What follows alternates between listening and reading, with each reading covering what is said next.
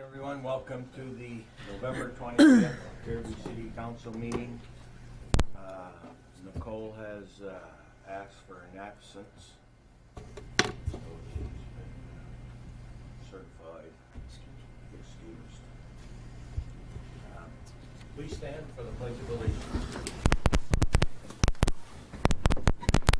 I pledge allegiance to the flag of the United States of America and to the republic for which it stands, one nation, under God, indivisible, with liberty and justice for all.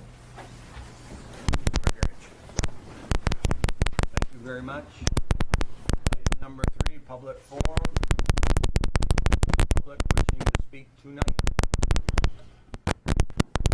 Mr. Mayor, I think that's where the manager said that he would have Lanice come from the chamber because it's not on the agenda.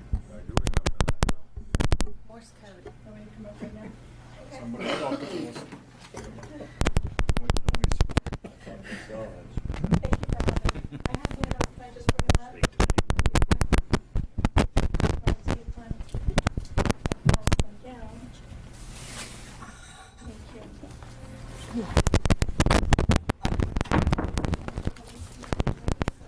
They finally sent somebody to look at. That's that. That's our IT guy. Okay, folks, thank you for having me. My name is Lanice Searway. I'm the Executive Director of the Central Aroostook Chamber of Commerce. I wanted to present to you just an update of what we've been doing this year. I began my job on January 7th of this year, so I wanted to give you, take the opportunity, and I'm happy to be here to be able to share what's been going on at the Chamber in the city of Caribou. So when I started my position, one of the things I want to talk about, the very important things that I focused on when I started. And one was the fact that there hadn't been a chamber director for almost 6 months. It took the board a long time to find a replacement. And so trying to fill in that gap, because for 5 months when there's no director visiting the members and the businesses or whatever, I had some catching up to do. So I spent my time paying attention to the members that I currently have, which I felt was very important. They're paying members and trying to make up for that lost time. Also, when I was offered the position, one of the things I heard was that we don't understand what the chamber does. So I knew that had to be one of my very beginning goals. So in your packet, I passed you a directory, but in your packet is the list of member benefits so that the businesses understand what they receive for benefits. And that would be the letter with the bullet points. And we worked hard this year to define what the value is on investment when the businesses join the chamber. And one of the things that we added this year was an education benefit. If any members, employees, if the member is a part of the chamber, the employees, if they are getting their bachelor's degree, now receives 10% off their bachelor's degree at UMPI, or $1,400 off the year pays, which is a different kind of a program, but still a bachelor's program, or 12% off their MBA. Husson also offers a 10% off their MBA for any business member. We're working with the MDOL to bring in the apprenticeship program a little more in Aroostook County. We still have the 20% off the Constant Contact and some of the other benefits that are in there. So the full list is in your packet for you to see what the members' value on investment is. So that is my explanation of benefits there.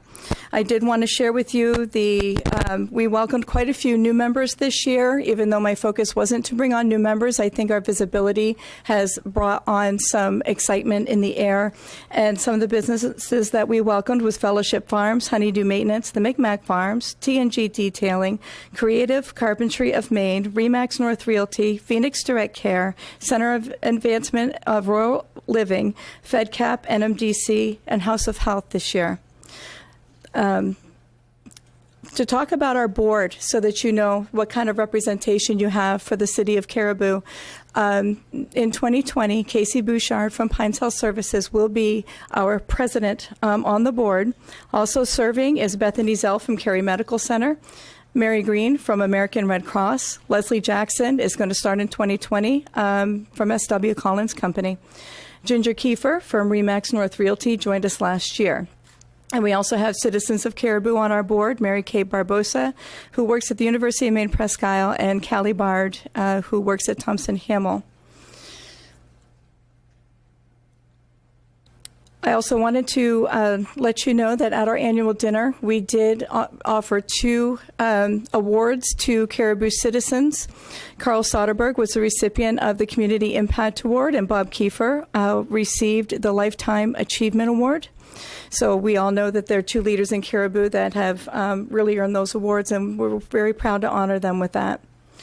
Visiting the businesses was very important to me. I used vehicles such as the directories that I passed out to you to bring them to the members, and also as we added membership benefits to stop by and let them know what we had to offer. And we had 117 business visits this year. That's not counting our Mondays with the Chamber that I'm about to talk about. That's not counting the ribbon cuttings, and that's not counting the customer service awards. Those were just visiting the members, talking about what they need from us and what we can do for them. We have hosted, we brought back the Eggs and Issues program. We do typically hold them in Presque Isle. Darren Woods from Rustic EMS spoke in January, and Paul Toll from NMDC spoke on workforce issues. Kim Parent from Power of Prevention also brought in substance abuse. Chad Cochran from UNPD was a great speaker for us, and we usually get about 25 members that attend the Eggs and Issues programs that we offer. In Caribou, ribbon cuttings, County Kettle Corn, Beauregards, County Ag and Turf, and House of Health. Customer Service Award recipients this year that come by nomination. When we hear from a current member that they received exceptional customer service by a particular business, we will present them with an award. So as the nominations come in, we give the award out. And one was for Family Eye Care, Maver Optical, and the Thistle Shop and Design. I started a program this year called Monday Afternoons with the Chamber. And what that means is we as the Chamber visit the business. We talk to them about what it is that they offer. We all like to think that our community knows exactly what we have to offer for products, business, services, but in reality, it would surprise you just how much they don't know. So that gives us a chance to really dig in, find out what it is that you have to offer, take pictures of the staff, the product, the service, whatever. And we post it on our Facebook with the pictures on a Monday afternoon. We feature a new business. This is a win-win both for the member business, gets a media acknowledgement on our Facebook, which has a reach of about has over 4,000 people following us, but our reach is double that because people share what we have. So about 8,000 people get to see most of our Monday with the Chamber posts, which is very valuable to them. How it's valuable to me is now I know exactly what you do. So when somebody calls and says, I'm looking for this kind of business, now I know. So I think that has been one of the most valuable programs that we started this year.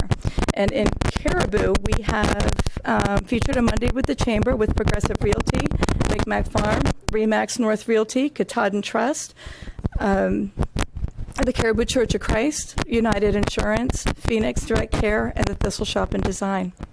We also feature members on Saturday afternoon. I won't read them off, but we featured about 10 different spotlight. What a spotlight member is a member business. We post like their logo, name, address, phone number, and a link to their website every Saturday, so we feature them. I have worked with Christina a little bit with some of the downtown efforts when they had the planters, the little caribou planters. They needed artists to help get those painted, and we were able to help get about 5 or 6 of those painted, find some artists through the Aroostook Common located in Presque Isle, and some of them turned out very beautiful. We attended the Thursdays on Sweden. We sold root beer floats and had some cornhole games and stuff like that, just to kind of have a presence within the community. Let's see, what other directories that you have has the City of Caribou listed and featured in those, as well as our members. About 1,200 directories are printed every year. We handed out 171 of those packets this year. I did meet with Tim Doak on offering opportunities for the youth to be able to volunteer at some of our community programs to give them their volunteer hours. And we've worked with the JMG through him as well to use their volunteer folks. We've celebrated the anniversaries this year. We had an ice cream social to celebrate Cary Medical Center and SW Collins. Both had great big anniversaries this year. So we served about 30 gallons of ice cream on an ice cream social over at SW Collins one day this summer. So we really enjoyed that. We are hoping next year to bring on an events coordinator, maybe 15 hours, maybe 20. We'll see. What we want to do is free me up more to spend time with the members. So that gives that part-time person the chance to really kind of pay more attention to the events, so that'll free me up to be able to do that and get me out of the office. We are just now starting to reach out to non-member businesses to let them know what we have to offer for the chamber. I'm writing a strategic communications plan currently. Before I do anything with it, I will have focus groups in each community, so be prepared to receive a notice in the first quarter of next year for a focus group to hear from the members what they would like to see the chamber do. What is it that we're missing? What else can we focus on? And another thing in your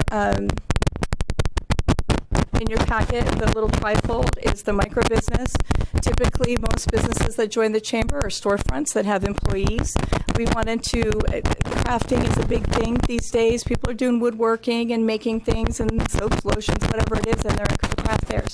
And they need media help because a lot of them aren't really computer savvy. So for $75 a year, that's all the benefits that they can tap into. We just wanted to give the tiny business the opportunity to be able to get the media out there. So, and then the last thing in your packet is the snowmobile map. And if it's okay, just want to give Cary a kudos. He really was a great partner in helping to get that pulled together.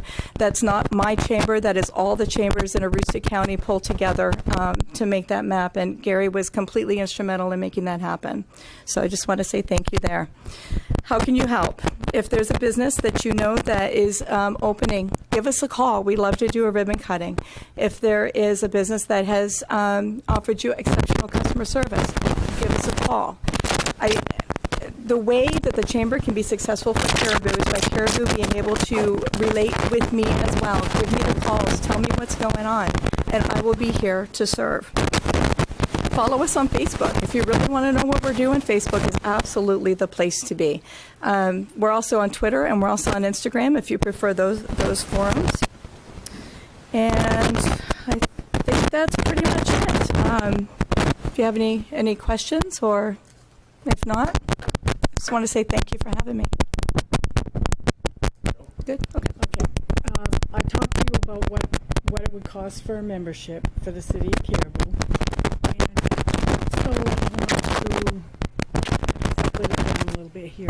You have several businesses that are members already from Caribou. Yes. Okay.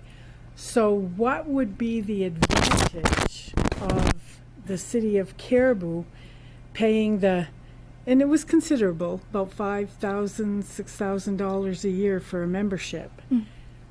When you're already servicing those businesses, they're part of the awards, ceremonies, things like that, because they're already Caribou businesses involved. So what would be the advantage to the city of Caribou itself investing that kind of money into a membership when we already have an events coordinator, and you already have people from Caribou on your board and things like that? So tell us, and if you want to think about this and let us know, because I know I hit you. That's fine, because I thought I would just come in to just kind of share what we're doing. I think we can go back to when I first started.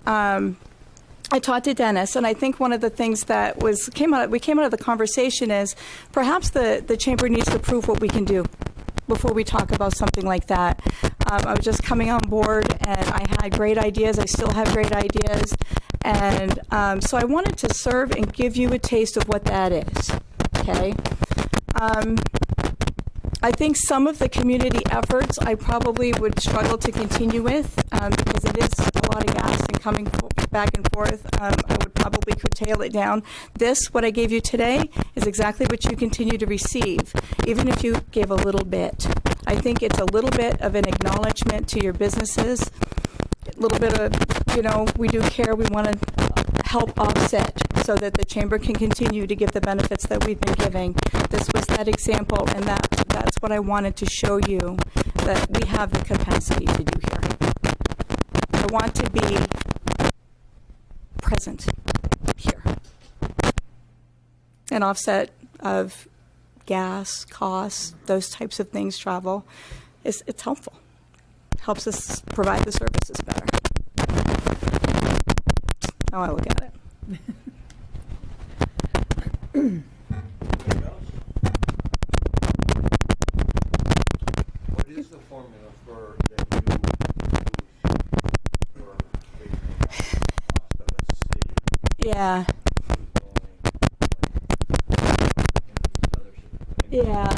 Yeah. Well, it's kind of we look at the population, we look at how many businesses are actually in the community, and then frankly, we just sit down and talk a number out that's comfortable for everybody, what they can afford and what they can do. Really is what the conversation's been.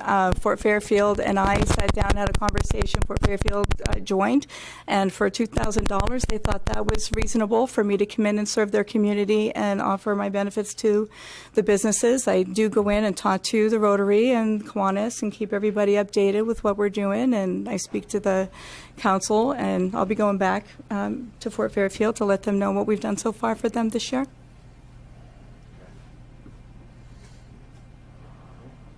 Anybody else? Good. Well, thank you very much. Thank you for the opportunity. I appreciate it.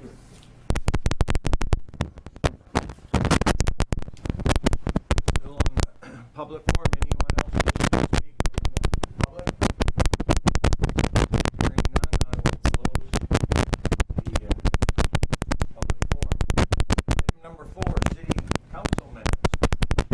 Chair will entertain a motion to accept the council minutes of October 15th, 2019 council meeting. Second? Moved by Jody and seconded by Joan to accept the October 15th council minutes. Any questions or comments? Additions, corrections? Hearing none, all those in favor? Motion passes. Chair will entertain a motion to accept the October 29th regular council minute. So moved. Second? Jody first and Joan seconded the October 28th, 2019 council minutes. Any questions, comments, additions? Hearing none, all those in favor? Motion carries. Chair will entertain a motion for the November 12th, 2019 So council moved.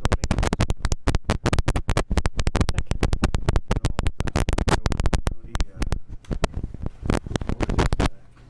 Seconded. November 12th.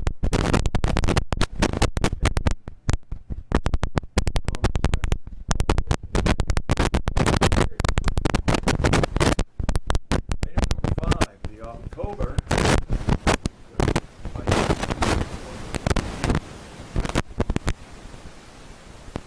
packet.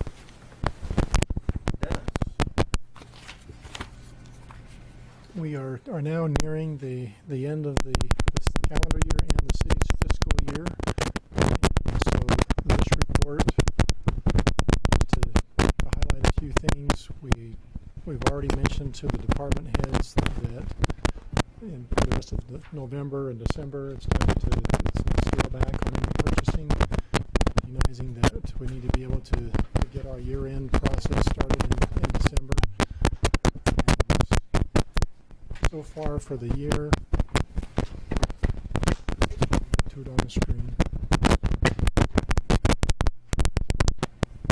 So we're over 85% of the year through with the expenses, and as far as total expenses go, we're at 86%.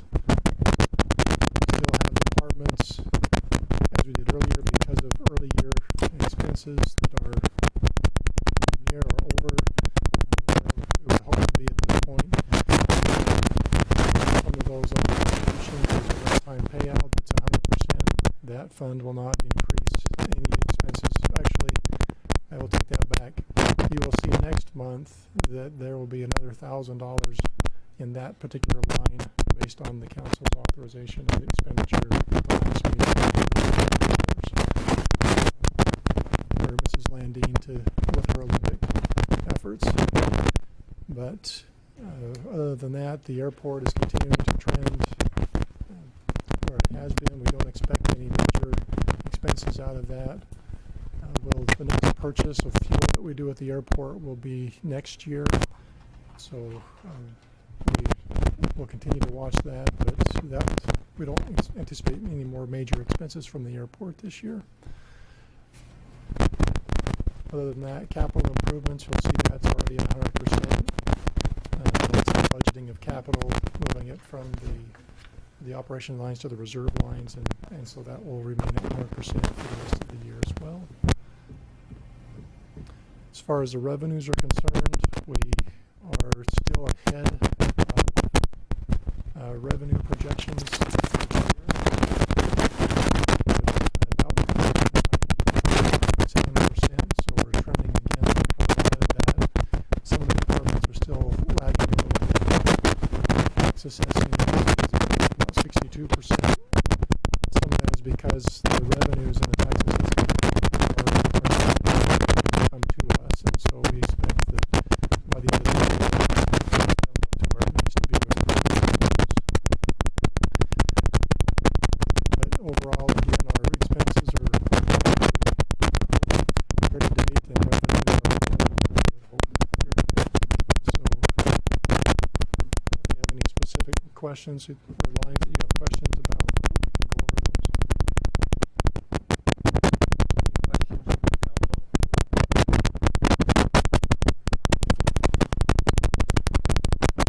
Hearing none. Chair will entertain a motion to accept. Motion to accept the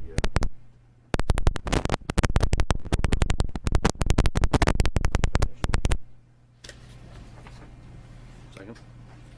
Moved by Jody, seconded by you. Accept the financial report for October. All those in favor? All opposed? Number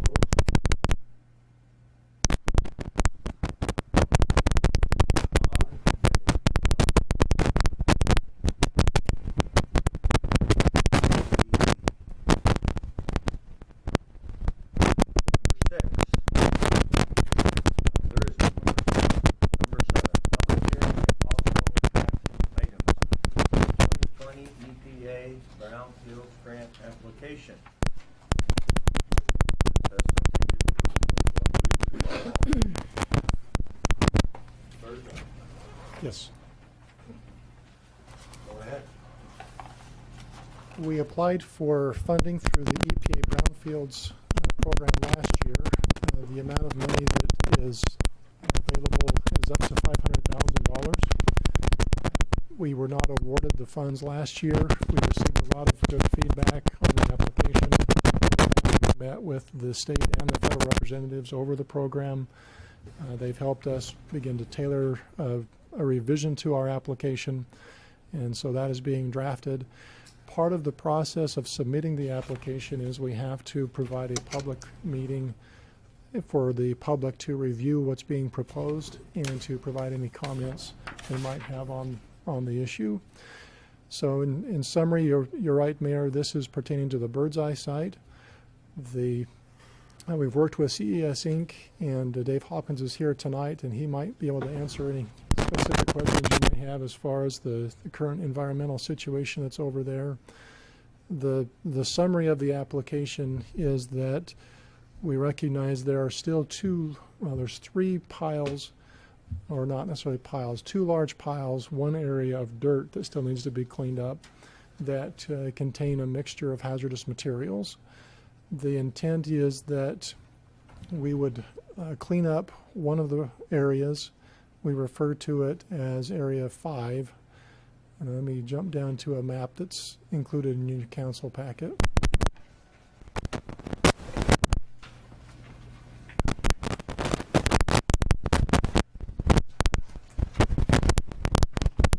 So on the Bird's Eye site, I've driven past it lately. The building's been down for a little while since this.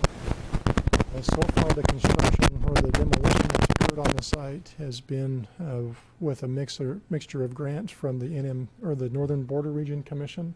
They provided us $100,000 for that, and city blight cleanup funds. Part of that demolition process, just to the west of the main production building, there was an old transformer, a power transformer sitting there on the ground, which leaked PCBs into the soil. So that's the AOC 5 area being illustrated on the map there. The intent with this cleanup is that we would excavate that soil down roughly 2 feet deep, and hopefully be able to clean out everything that we need to there, put a liner layer back in, and then fill that back in with clean soils. The dirty soil then would be hauled off to the landfill, and they would utilize it in their processes for cover. The two larger areas we referred to as AOC 7 and AOC 8. In previous applications, the discussion about cleanup was to excavate all of the materials from these areas and also haul those to the landfill, and then bring clean material back in to fill in the holes, basically. This application, what we're looking at, just to be as cost effective as possible, is to move the materials that are in the area 7, excavate that down again to appropriate level, but move those materials to the top of area 8, and then put in a liner layer over the top of all of those materials, bring in 2 feet of cover material, and in a sense consolidate everything into one part of the property. And in doing that, we would be able to clean up the remainder of the property for other development purposes. The area that would contain the then consolidated material would need to remain encumbered. And all of these areas would be encumbered with some deed restrictions so that future owners or occupants this was part of this type of cleanup event. But the area on the south end of the property would have limited development potential in that it would have to be surficial only. So you could still have buildings that are built slabs on very minimal penetration, if any at all, would be allowed. The concept, after several public meetings and discussions with neighbors and even getting some of the high school students involved, there was a discussion about how do we clean up the entire site, or how does it get redeveloped as a whole. And the area on the south end, as in all of the public meetings that we held, there was a lot of discussion about maintaining the green space, the trees, the forested areas, creating more of a park space down there, which really lends itself to being built over the top of these now consolidated materials. There were comments about providing a recreation or entertainment venue in this park as well. And looking at the amount of materials that could be moved over there, there could be some contouring done with the materials, not just move it over and let it sit, but actually contouring the side, or shaping it so that we can have more beneficial use long term. That's something that was suggested like other suggestions from the public that would be accommodated with existing water and sewer in the area include some additional or newer affordable housing, or just newer housing opportunities.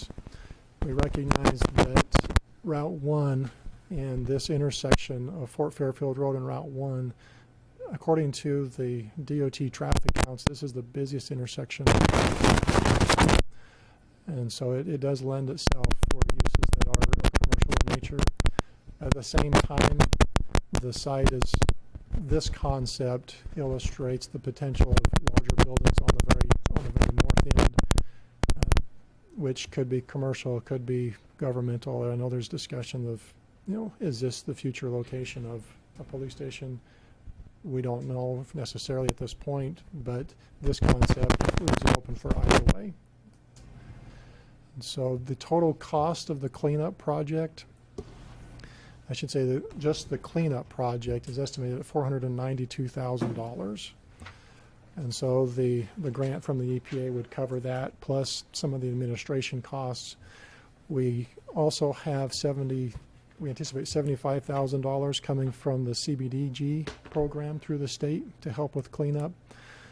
One of the selection criteria that the EPA is looking at is, will the site actually be cleaned up and reusable when their monies are spent? And so this idea of leveraging the new consolidated area for park space, for green space, and other public purposes, leveraging the $75,000 from CDBG, the EPA funds, and additional TIF funds for blight cleanup, we anticipate have a finished product, reusable product there on the south end of the property at the end of this. So, if there's any questions, and I guess let me also add, this concept that you're looking at here, these EPA funds, they made it very clear that their funds are not tied to us absolutely having to build this. But for the purpose of getting the funds, they want to know that if everything goes as planned, then this is what we'll build, recognizing, depending on the users that may come in the future, it could change.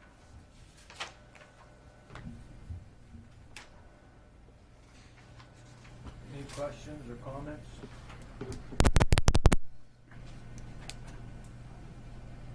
I had a couple, but what do you think I could find the page I'm looking for? So to do number AOC5, we're saying it's going to cost approximately $33,000. That's the area where the old transformer was sitting. And What percent, you get this grant, what percent of CDBG? we have to provide a 20% match. CDBG funds.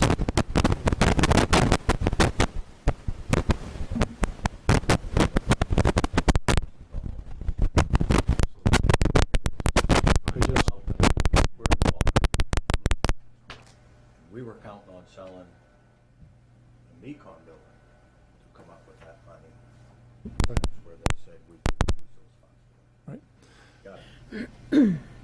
We can also include in-kind services as match, and so that will be incorporated. I hear a question, number one. Okay.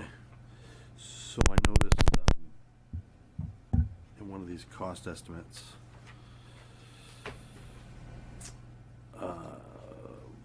like disposal, trucking, could that be considered an in-kind match?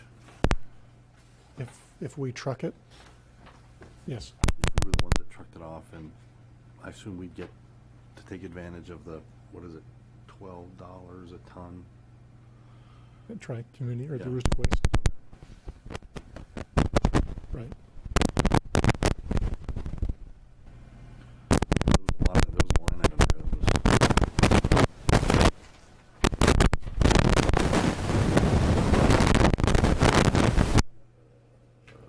AOC 7, Holland disposal packing material. Page 45.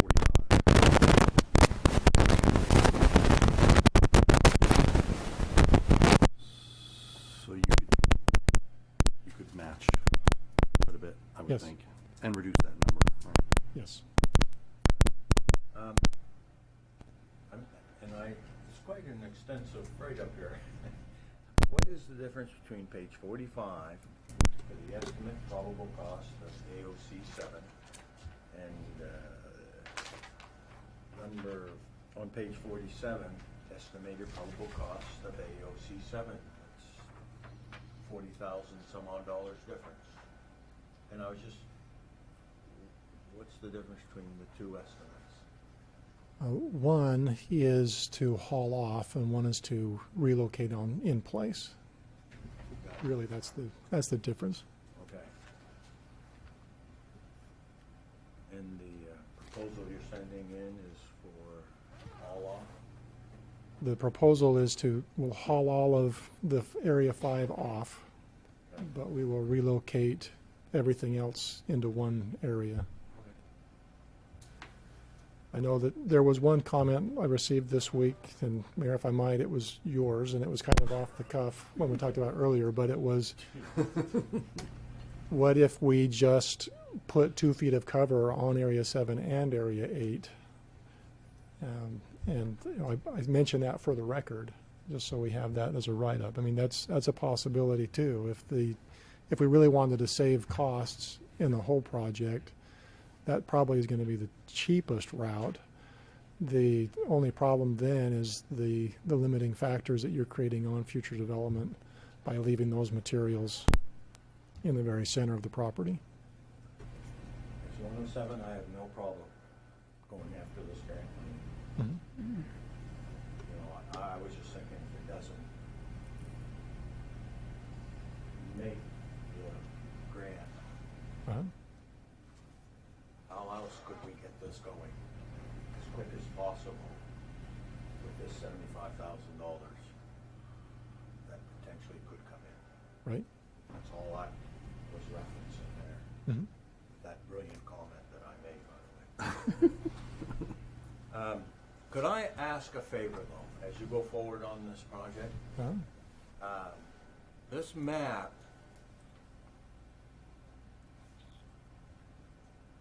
could be somehow transposed onto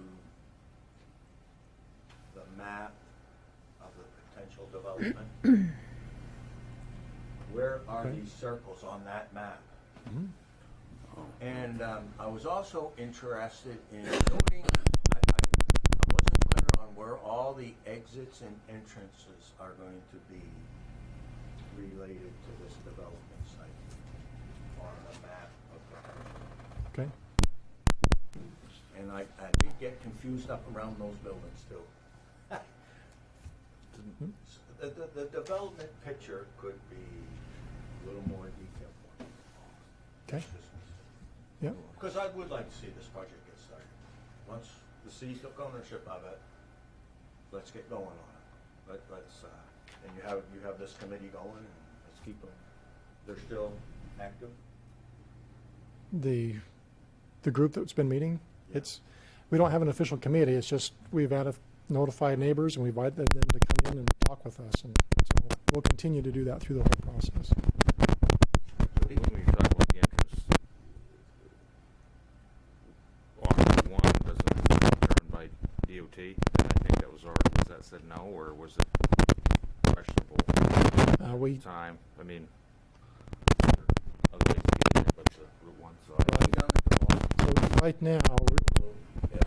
Is that a road? this is right. So this will be a concept road that would come in off of around the Corvair area and bring it into the property. Dead River owns this property, this tail of property on the southwest part of the site. They've indicated a willingness to partner with us and make things work to improve the access to the area. Corvair, they have some tanks that would be in the way right now if this road just came straight through their property, so we'll have to work with them on that. But to improve the access to the overall site, we would be looking at trying to get another road in on the south end, bringing one in from off of 4th Street, come straight through. We still need to work with DOT to see what the possibilities of having another intersection. We have to close other ones along Route 1 in order to make that happen, but that would be strategically advantageous for this development. Thank you. Any other questions? Thank you, Dennis. Mayor, it is a public hearing. Open that up, please. It is a public hearing. Very good. Chair will open a public hearing at 6:42. Anybody from the public wish to speak? Have any questions or comments? Hearing none. Public hearing. Quick one.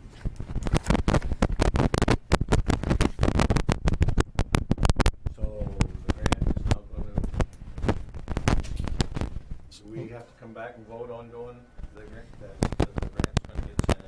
Right, we will finalize the applications and any other public feedback we receive prior to this night or going forward before the application is due, and we have to address all comments in the application process. When do they notify people of this? Do you know when they'll decide? The application's due the first week of December, and it's usually in February or March Okay. when you're notified. The hope is that these projects are shovel-ready, which this one is, and they'd be able to expend the funds immediately. You have 3 years in which to use all of the funds, and we, with the amount of earthwork that we see with this, it's probably going to take at least 2 construction cycles to get it taken care of. Really? And this is a federal program. Yes. Is that the city? Grant? The Environmental Protection Agency has an application review group, Okay. and they train them on. No on there? There's a couple people that I've talked to, but they're from the federal employee side that help manage it. Thank you, Dennis. Under new business, number 8. Discussion regarding Gloria Caldwell seashell collection donation. There's some words part of this thing wrong. There was some information on the packet. I did not realize the thing existed. Dennis, would you like to- We were approached by Mr. Michael Cowell, whose mother grew up in Caribou, and she and her husband traveled the world throughout their life and amassed a large collection of seashells. She's passed away, and her son thought that would be an appropriate tribute to his mother to have that seashell collection stored at the Nylander Museum and used to help promote nature and, of course, natural history. And the Nylander Museum Board, they've looked at the proposal. They're excited about it. They have recommended that the council accept it. They already have programming planned for this collection is over 1,000 pieces. They're not going to be able to display the whole thing at once, but they have programming planned for rotating it in and out. We may also be able to lend it out to other institutions of higher learning based on the amount of pieces that we have involved. And so that's what you're seeing on the picture right now is just I think he said that's about 1/3 of the seashell collection that they have. So, very large collection. The indication from Mr. Cowell is that the collection has not been appraised. So there's a little bit of concern that, well, I guess I should say, he's planning to just give it to the city. We'd be able to utilize it however we see fit. But I understand there are some of the specimen in this collection that are very rare, and we may want to get some additional insurance for the collection as a whole, especially if we're going to start looking for instance, renting some of it out to other institutions. Any questions? Motion to accept? Second? Gail, the museum director, has been anxious to receive this Yes. with the blessings of the committee that run the project? Oh, Right. She apologized that she was not able to make it tonight, but she wanted me to make sure the council understood. They are supportive of this and excited about it.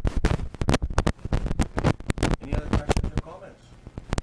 All those in favor, please raise your hand. Those opposed? Thank you. Item number 8B. Landfill solar array study proposal. Dennis. We were approached by a company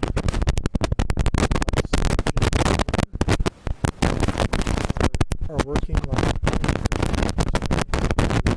property for future solar. Some funding that became available.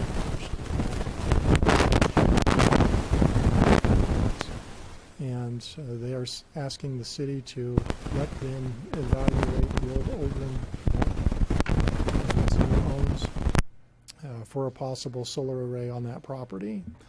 They've provided this letter of intent that basically would allow them 12 months to be able to go in, study the property, see if it's actually going to meet the needs that they have. If it does, then they would enter into a long-term lease agreement with the city. Basically, be able to utilize the old dump property for something other than gravel. But Caribou's Utility District has entered into a similar agreement with another company. This is the only company that approached us that has gone this far in the process as far as providing a written proposal for tying up our ground. The states that they would provide the city $2,500 to basically reserve the property for them over the next 12 months for them to study if it will work for what they want to do.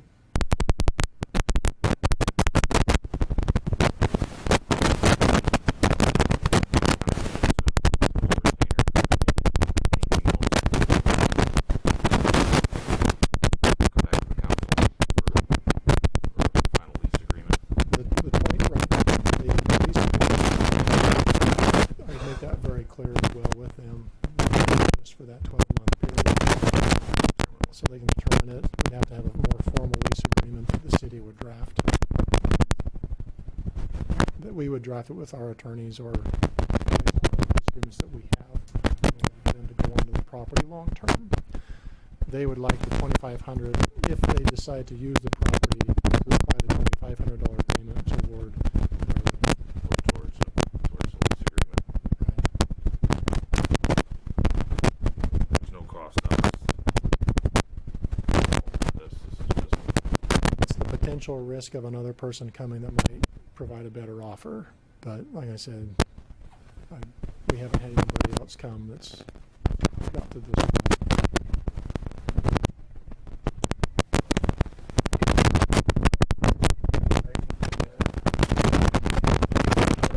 Was this the first read? They didn't need to know this right off. They would like to know a write-off. They would? I'm sure that what they're indicating is that the pot of money they're going after with the state is a first come, first serve. And so as soon as they can get their application on the table, it makes it more likely for them to help or get some funding through the state. Right. Subject that you said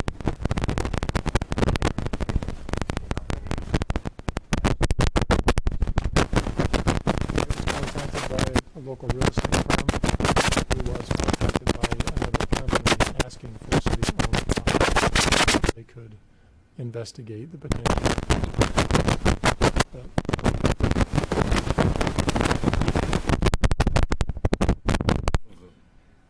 well, Chair, any other questions? Chair will entertain a motion. I'll motion to accept this letter of intent to allow the city manager to sign it. I'll second that. Moved Moved by Hugh, seconded by Joan, to go ahead with this letter of intent. Just Okay. Question, with the intent that a more formal lease agreement will come back to the council in the future, right? Right. Okay. Then we get the. Any other comments or questions? All those in favor? Motion carried.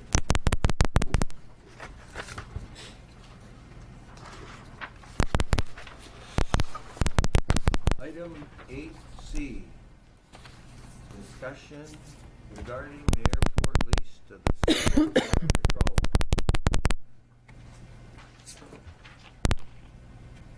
Well, I understand it, they've already moved in, so now I guess they're asking permission. How this works. That's how I understand it, Mayor. Go ahead. So the Civil Air Patrol, they occupied one of the office spaces in the 2017.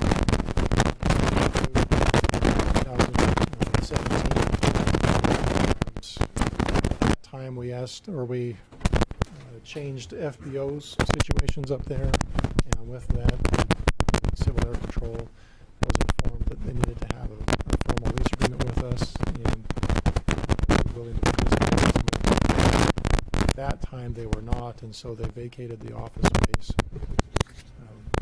With the creation of the city's airport advisory committee and the amount of events that they're doing up there now, that we're seeing in the airport, the Air Patrol would like to come back. My understanding is that they had a conversation with a member of the Citizens Airport Advisory Committee, and that member told them to go ahead and go back into the office space. And Mr. Dave Willett, the Public Works Director, who's up there quite often, found them up there and informed them this does have to come back to the City Council with a formal lease agreement, and that's what's coming for you tonight.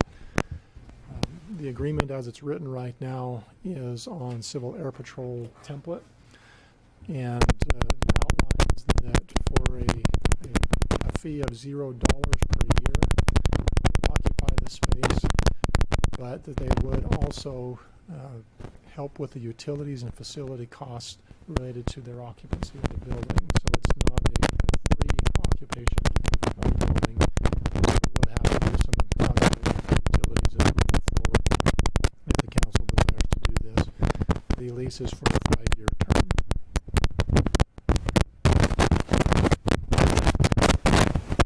Questions or comments? Well, airport committee had addressed this a while back, because when that group was there before they moved out, the place was pretty dirty. I mean, the area where they were using, they were just leaving the mess. Nothing was picked up. It was not good. And Dave and his crew, if I understand it, are the ones that cleaned it right up and polished it up, and it looks really good. And I hope that we don't run into this again. I know that it says in here that they'll keep and maintain neat and orderly, keep the facility, but I hope that somebody, maybe Dave, will take a look at it periodically, because it was not a good situation up there when they were there the first time. And I hope that whatever amounts that you come up with for the expenses, the heat and things like that, it would be so that they would at least pay their fair share. And again, the Airport Advisory Board every now and then seems to think that they're the council or something, because they've done a couple of these things, jumped the gun before. But I don't really have a problem with letting them move in, as long as they adhere to the fact that they're going to keep this place up. Tom, you've seen it, you saw it too, and so. I think in our meetings that we've had, Joey, Marker, and I think we stressed that point pretty severely. Pick up after yourselves. I I think it's fine. I mean, I think there needs to be a civil air patrol. There's a Yeah. purpose for it. And having it in Caribou, I think, is a wonderful thing.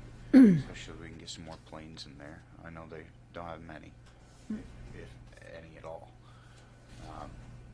But I think that 1 of 7, as Mr. Mayor says, I think it's fine. Okay. Question, I mean, do we have to, if we're concerned about this, do we have to go to 5-year lease? Do we go to 1-year lease?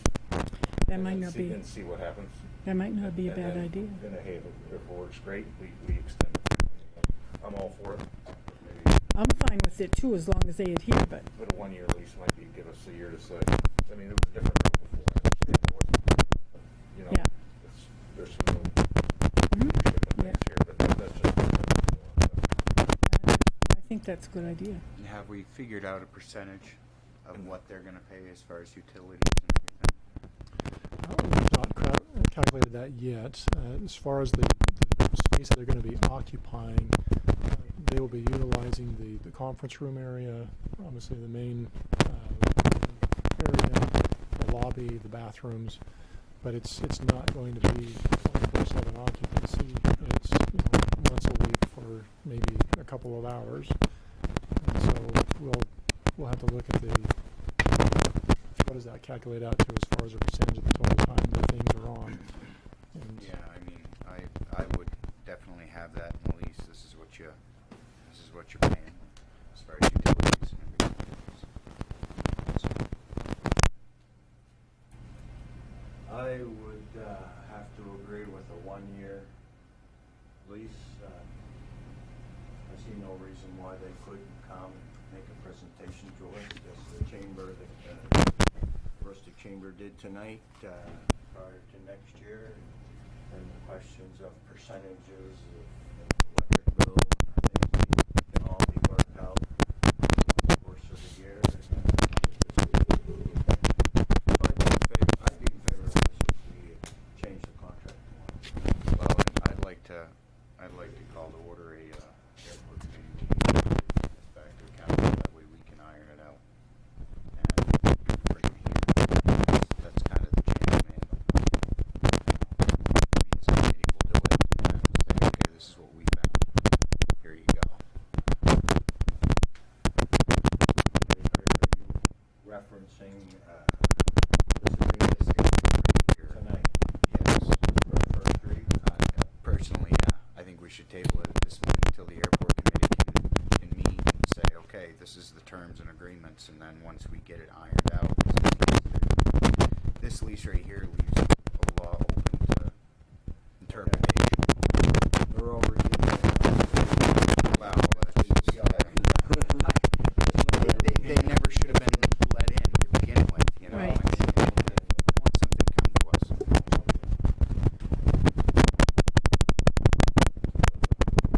not like they're gonna vacate.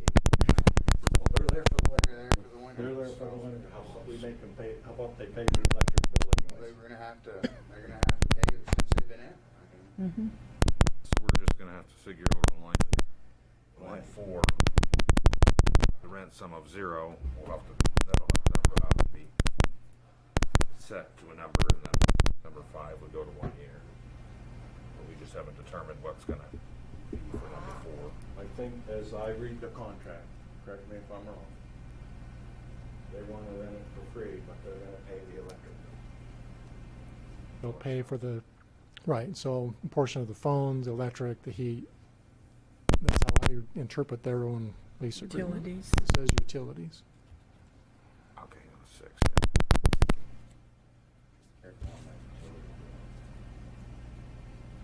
It gives us a year Mm-hmm. to understand what they're doing.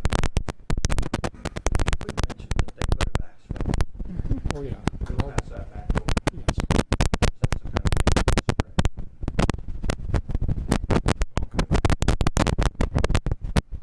Well, I'll give it a shot. The chair will entertain a motion to accept this contract with the exception, with a 1-year contract.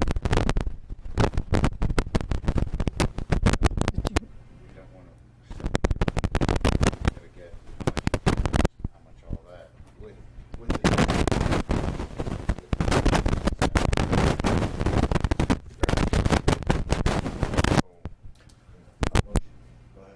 I'd say we just treat it like a first read. Fair enough? Then we'll set a meeting for the next meeting, hopefully. Good.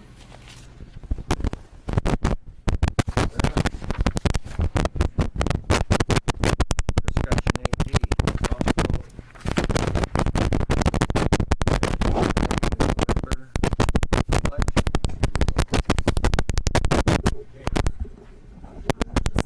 To see if you'd accept them.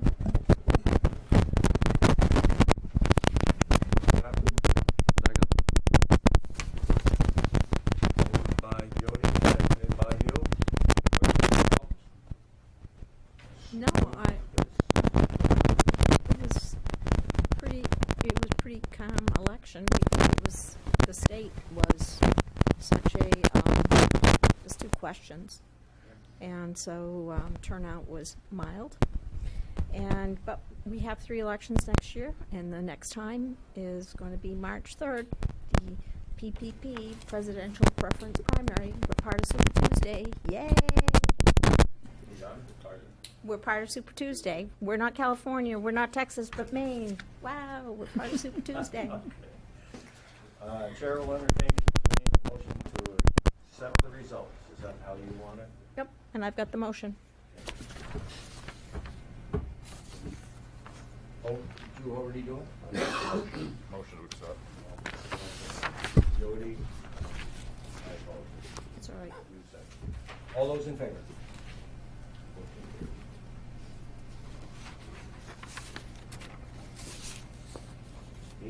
8E, discussion regarding the contract providing fire service to the communities of Woodland, Connor, and the Sweden. We did mention this was the first read. It doesn't have to be adopted tonight. Unless the council wants to, but we'll assume first read. Dennis?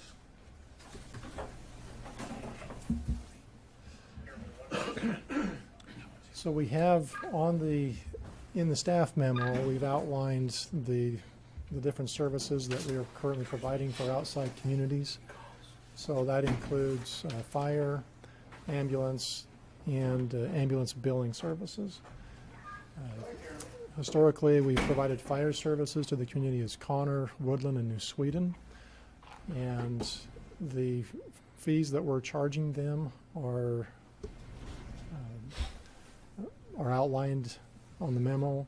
For Connor, it's a little over $29,000 a year. For Woodland, a little over $64,000. It's proposed that we not change their fee structure this year, but for New Sweden, we feel it would be appropriate to increase theirs from what was about $35,000 last year, increase that by $3,000 to $38,459. The purpose for that increase with New Sweden is it then establishes a fairly uniform fee of about $4,600 per call to those communities. So that's the New Sweden increase of $3,000. Actually, to get them up to nearly the same as Connor and Woodland would need to go up by $6,000. But these are annual contracts, and we'd recommend that we not, with the small communities that they are, $6,000 can be a huge jump. And so we'd recommend we only go $3,000 this year, and then next year anticipate another $3,000 increase to New Sweden, so that everybody's on the same level with their fire protection fees.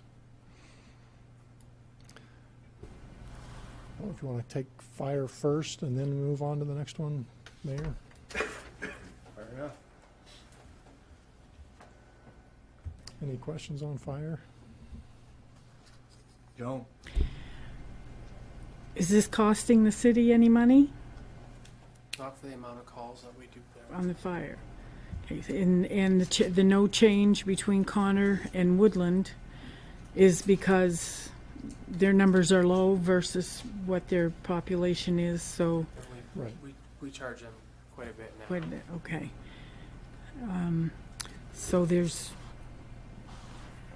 we're not paying anything out, okay.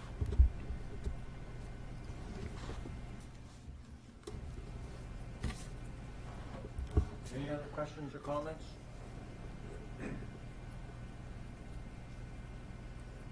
After we do ambulance, I'll have a comment, so I'll wait.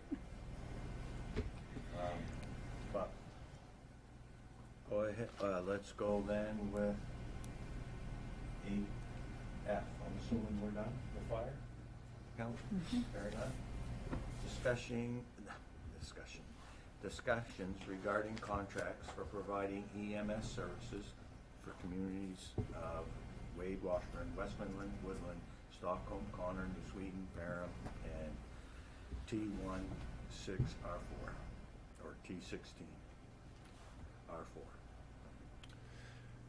These are communities that we've provided ambulance services for in 2019. This again is an annual review of their contracts. It's proposed to increase their per capita fees by 2%.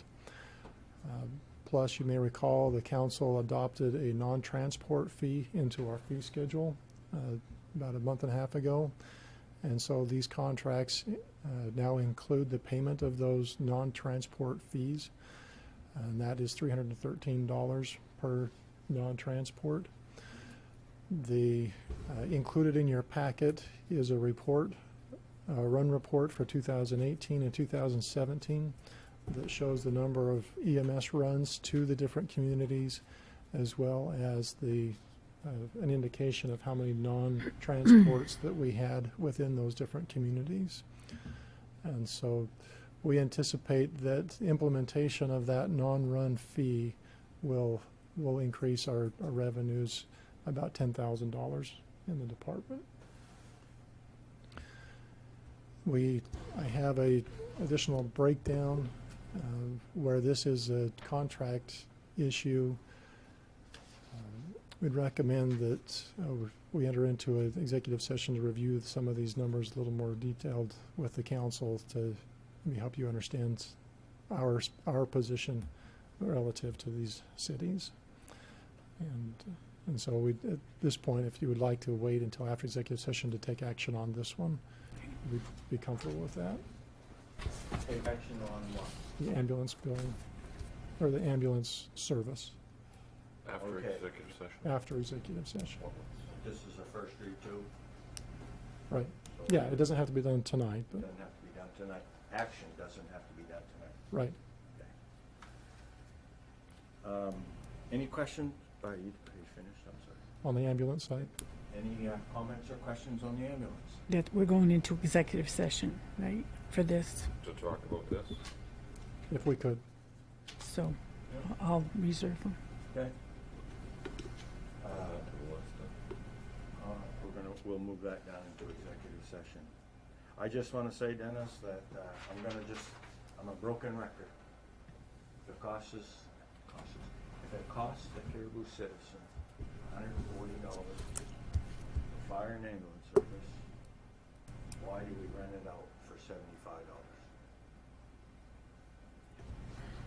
The minimum, just to get the ball rolling. It ought to work out to $100 outside, and that's cheap.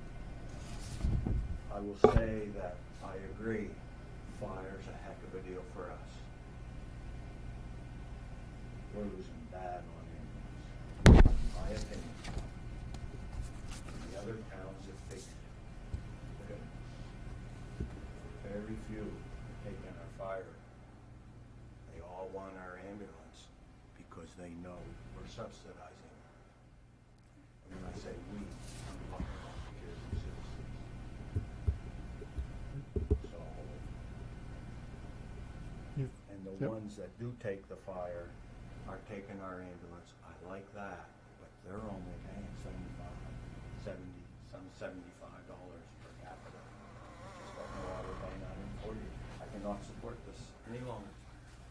Just 107. Something's got to be done. Okay. Anything else?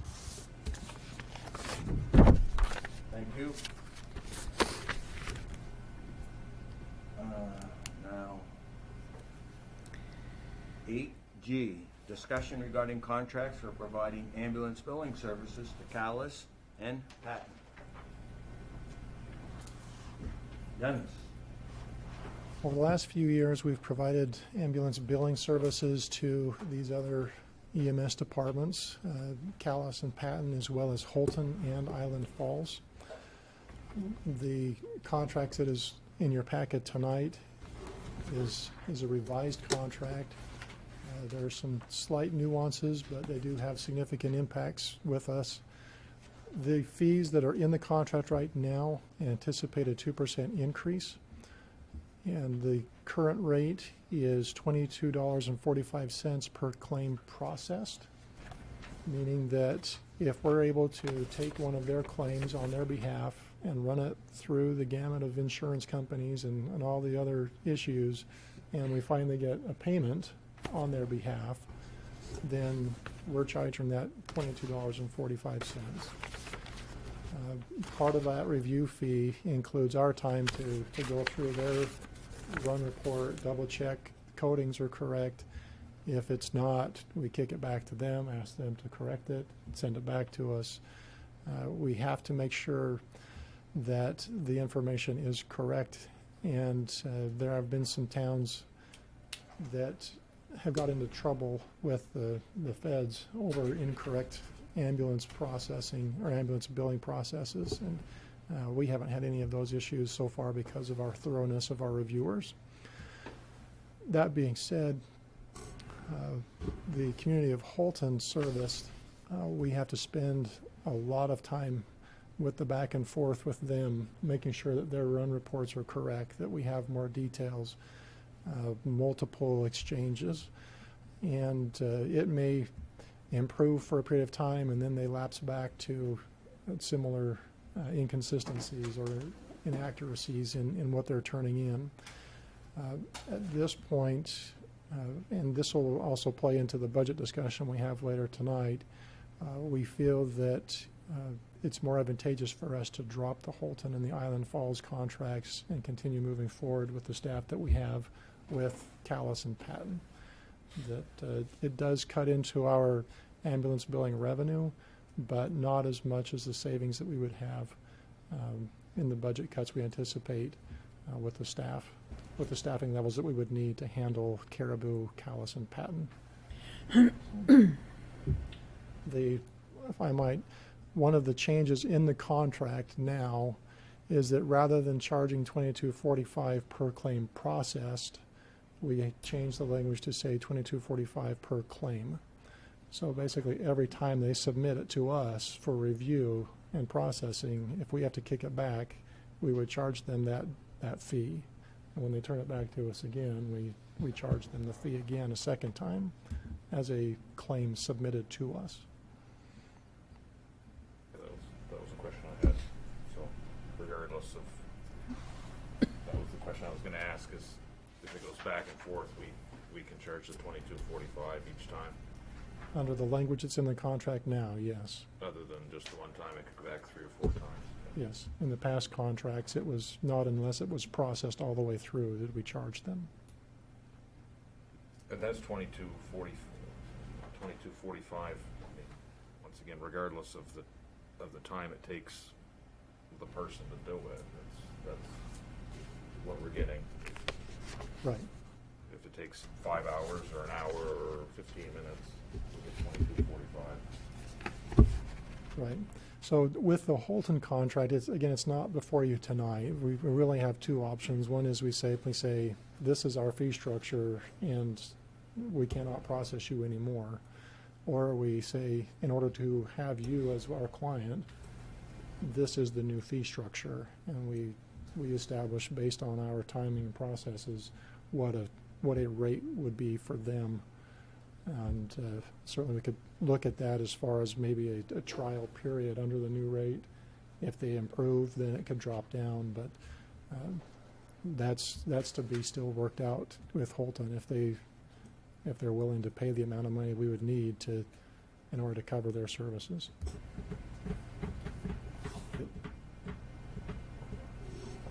Any other questions from the caller or comments? Just by looking at the numbers, it looks like what you're saying to this simple farmer we're gonna lose $33,000 of income. But we're gonna save $54,000 in expenses. Roughly, yes. Well, I could say that this is almost an example, and I hate to use this swear word, zero-based budgeting. Where you look at something and say, hey, is it even worth it? You do. So I like this concept of looking at things this way. Mhm. Sometimes we get hung up on the money coming in. We don't realize what it costs us to generate it. Thank you.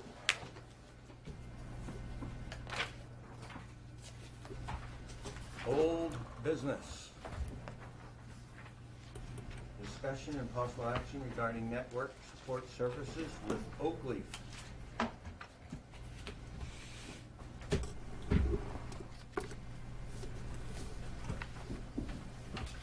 was hoping you were really gonna swear. I did. All right. For those of you who don't know me, I'm Robert Sowers. My company, Oakleaf Systems, provides IT services for the city. I watched the council meeting a couple weeks back and decided I should take a few minutes to address the council to let you know exactly what it is that we do. What we do is, outside of doing service calls and such, we provide a number of managed services for the city that largely go unseen, primarily because they're handled remotely or off-site through email, things like that. Some of the bigger things that we do remotely are we monitor and periodically test backups at the city office, the police department, and ambulance billing office. We check on status of servers for things like security patches and security issues on a regular basis.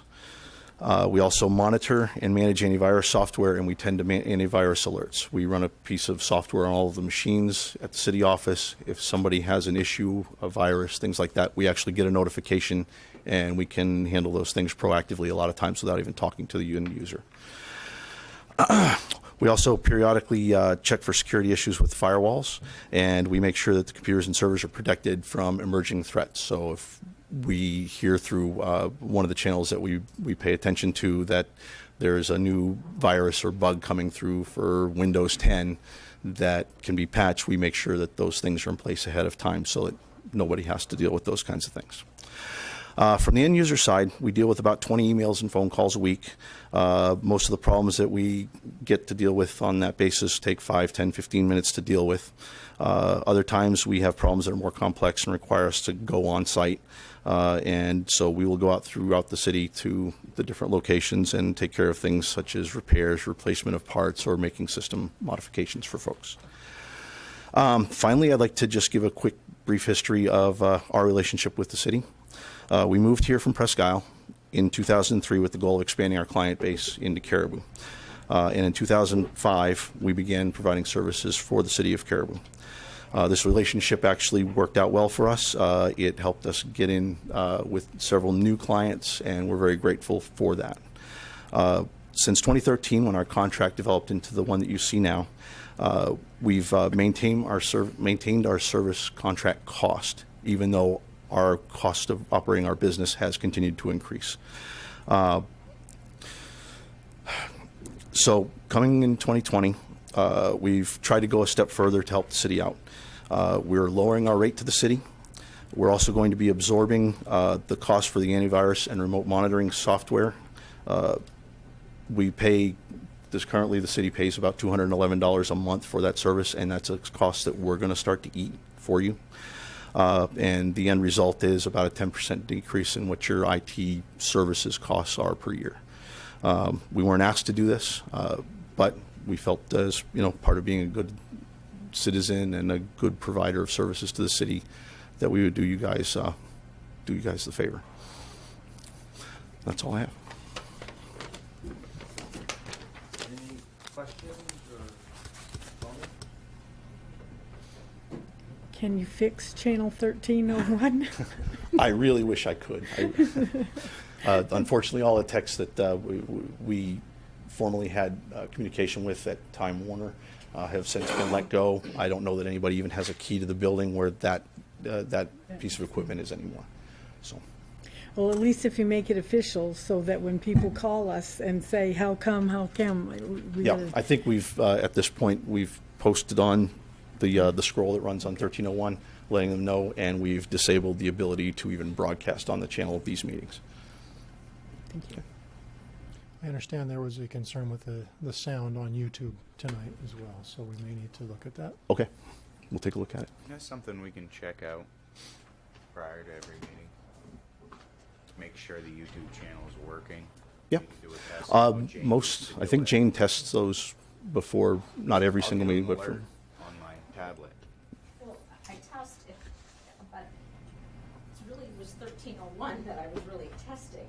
It wasn't the YouTube channel. Well, I it mean, sounds like now we gotta test YouTube. Yeah. I can tell you, I listen to every meeting again on YouTube at home, and I don't have any problems at all listening it on YouTube. Tonight's the first problem we've had, I think. Okay. But we definitely need to make sure, because that's our only avenue for citizens in Yep. this town to watch these meetings.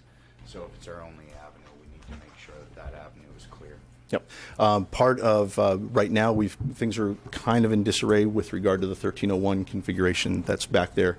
The way that things are tied together is, for lack of a better term, kind of a mess, because we've started to disconnect and remove our connectivity to them. I spoke with Dennis about this, and what we really need to do is basically remove some of the equipment that's in place permanently, assuming that we're no longer going to be broadcasting these meetings on 1301. Once I do that and clean up a bunch of things, we can probably make it a whole lot better. Now I know if I go in there and it says the word paired, Yep. and I can see it on the little screen that's in the closet, I only have 2 buttons to press. One is for the sound there, Yep. and the other one is to press a little button, so it will go from paired to streaming. That is how simple it is. Yep. YouTubers do it every day. Yep. So, I get it. Absolutely.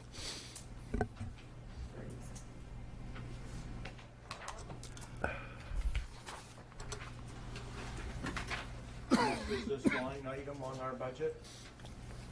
$30-some thousand? 32. And Bob, you said this is did I understand that this is about the same?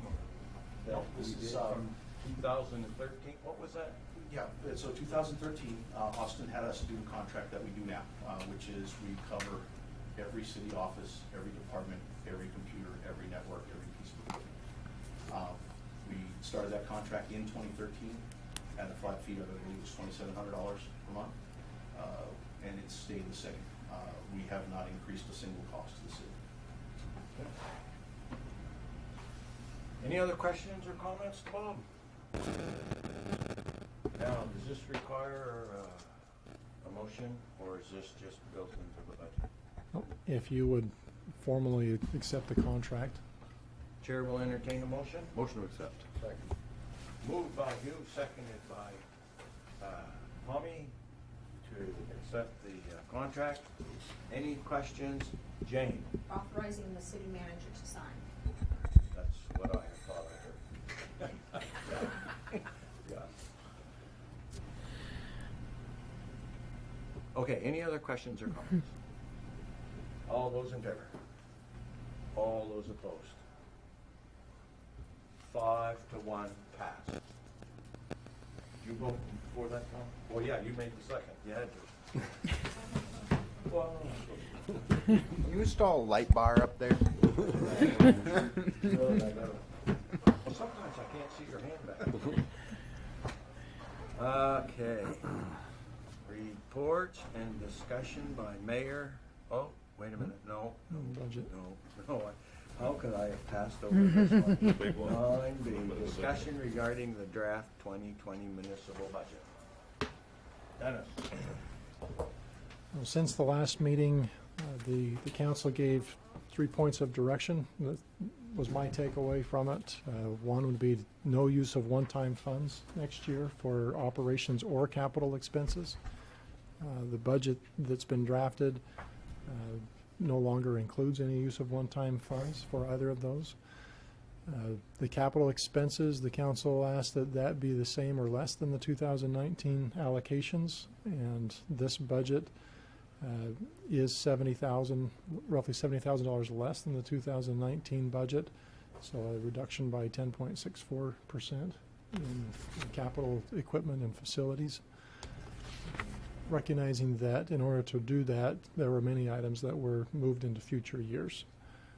And the third item that the council requested was that the operation budget should be at or near the 2019 amended budget. And so what's been drafted, the changes that have been drafted are currently slightly higher than the 2019 amended budget, but still less than the original 2019 budget that was adopted December of 2018. And so currently we're at 0.79% above the amended budget. So roughly $78,686 above the budget that was adopted by the council when we set the mill rate in July of this year. Some of the changes that were proposed, and I've included this spreadsheet in the council's packet so you could see from a departmental standpoint how the different departments were affected by the changes. As you look across, for instance, general government at the top, operationally, we took another almost $3,500 from the operations, but also subtracted $130,000 from the capital lines, so a total impact of $134,000 to the general government. Much of that funding was the anticipated expense related to police station study, and we found that the consultant was willing to come down quite a bit on their price, and so some of that was not just we're eliminating $120,000 from the necessary expenses. It was, we saw a reduction in expenses to help out with some of those costs. Some departments, very minor changes. You see $50 from the Nylander Museum, the municipal building, which includes some of the repair work around City Hall and the Lions building. Operationally took out $750, but reduced the capital by $35,000. Some of that again is a postponement of maintenance that is not necessarily critical to the structural integrity of this building or the Lions building, but could be deferred for a time.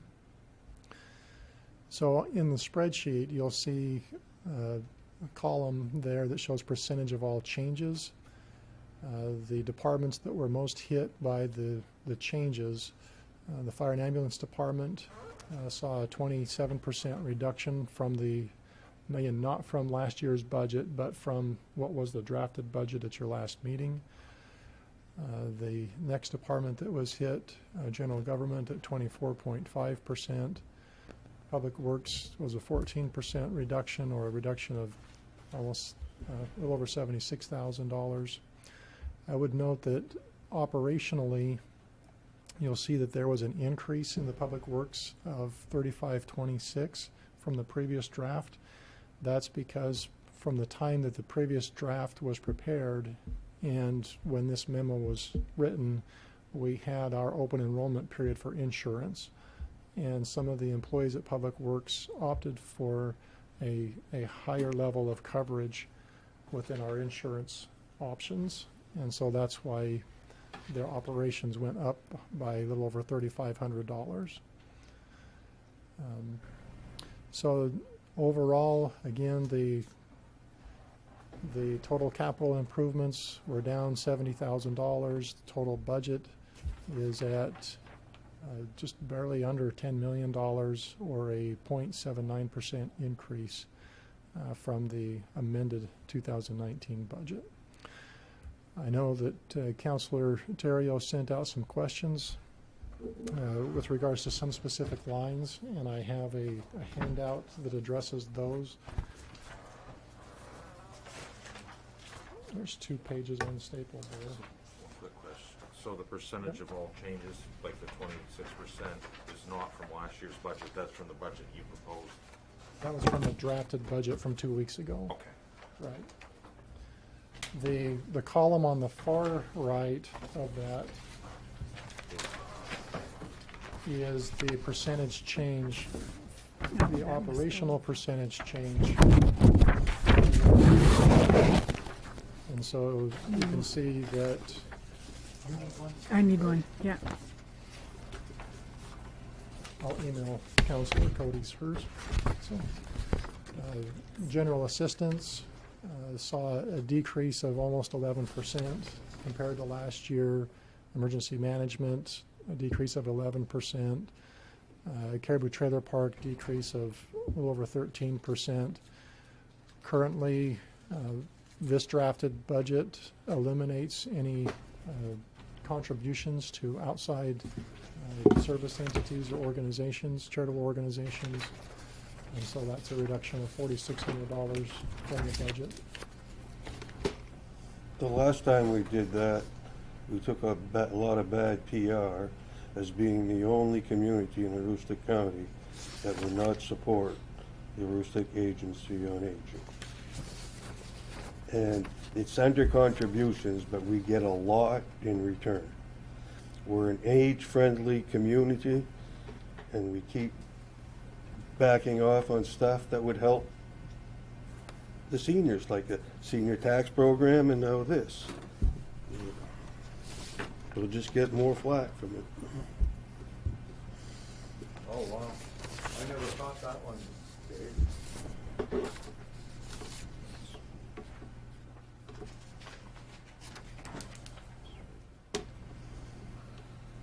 That's where agency on the aging goes. Yeah. Okay. Right, Under contributions. under contributions.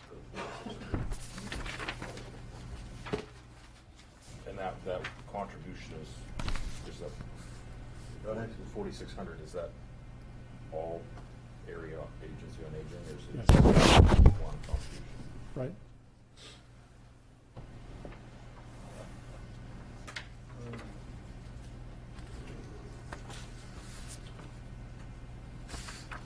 Okay.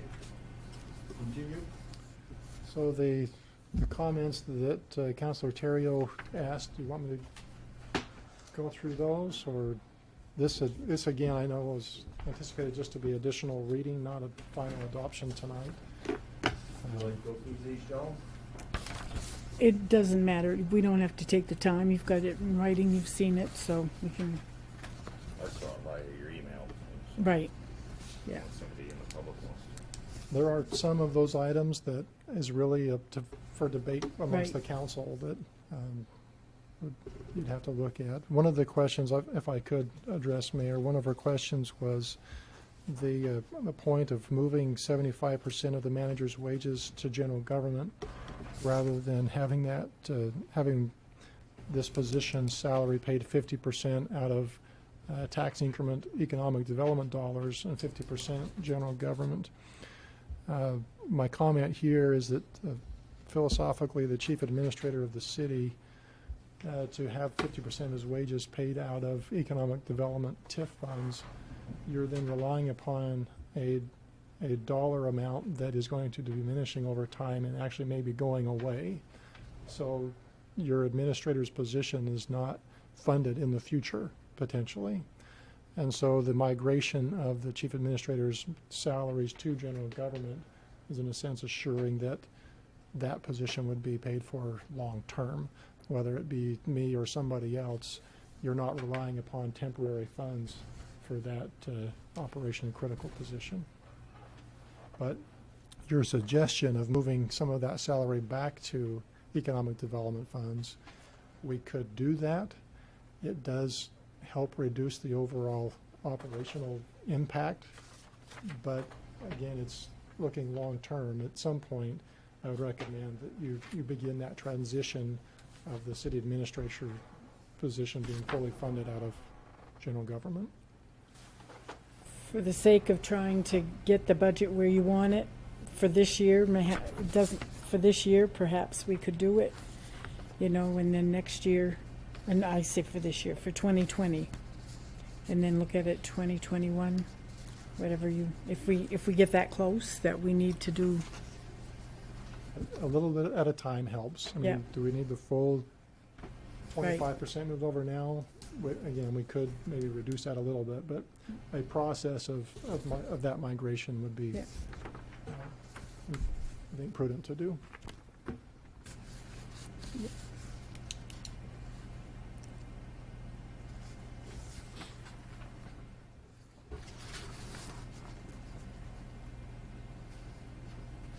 We can certainly have another work session on the budget if you'd like, or I did appreciate getting the email with the comments from Councilor Terrio. For the accepting of similar comments from the council if you have them, and I can respond in writing and get that back to you.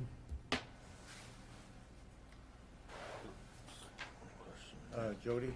Am I correct on this proposed budget you've given us?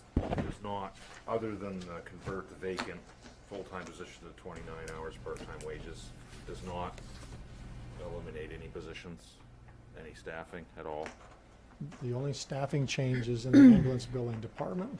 And that's Correct. vacant position, so nobody's It's losing a job or anything, quote So unquote. currently in the ambulance billing department, we have one full-time employee and one part-time employee.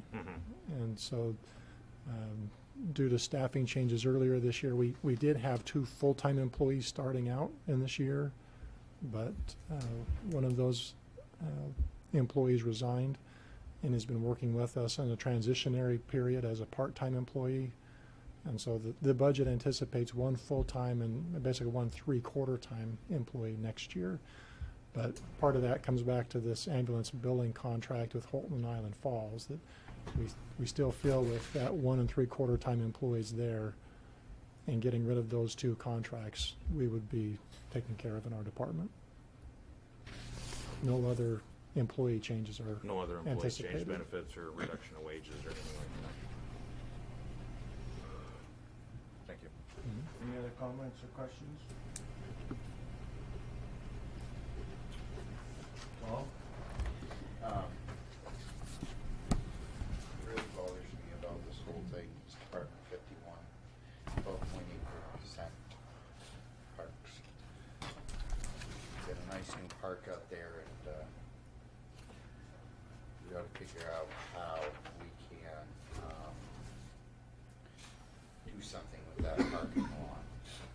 Now, I don't know, going through all this, I've noticed, in like Public Works, they have a parking lot repaving fund. Couldn't we use some of that to get that done?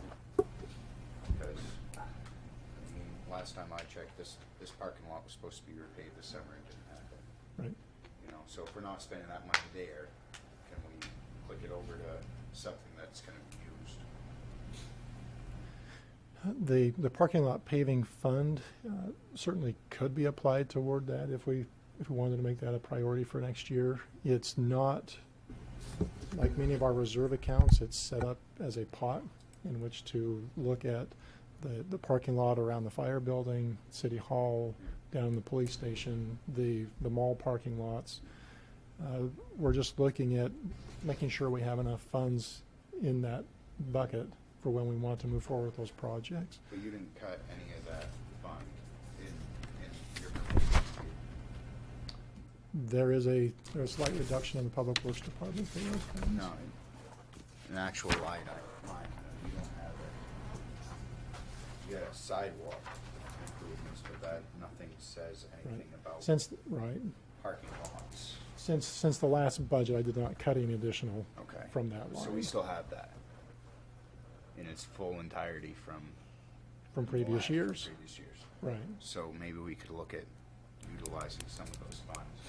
Because, I really wouldn't touch it, but you know what? We're not using it.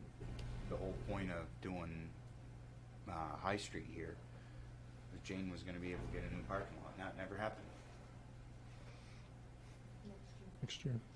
Right. Well, next year, I'd Right. I'd like to have something done at the rag.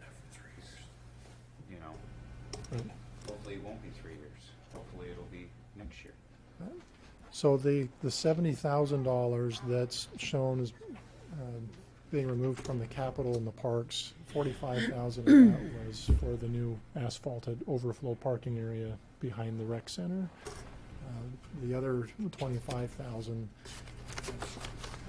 Parks Director Gary Marquis was having some discussions with the representatives of the state around Collins Pond. We had $50,000 in there to be set aside toward future Collins Pond improvements. But they indicated that they would be able to do much of the design work for free for us for that. And so that's why we've dropped that 25,000 out of the capital for parks. And so that's what makes up that $70,000 cut since the last budget. But I get it. If we do want to pave that back parking lot, then we probably would need to utilize the parking lot funds. And the priority in my mind is that we get the main facilities on High Street, Police Department, City Hall, the fire station, the back fire station parking lot repaired prior to moving forward with paving the overflow parking lot at the rec center. Are those areas paved? Yes, Is the rec not paved? correct. Okay, so how much money stuff is going to be tracked into the rec versus how much is going to be tracked into the fire station, police station? We'll talk about that. All right. In some places behind the fire station, you would argue if it's really paved at this point because of the amount of failure that's occurred behind the building. But,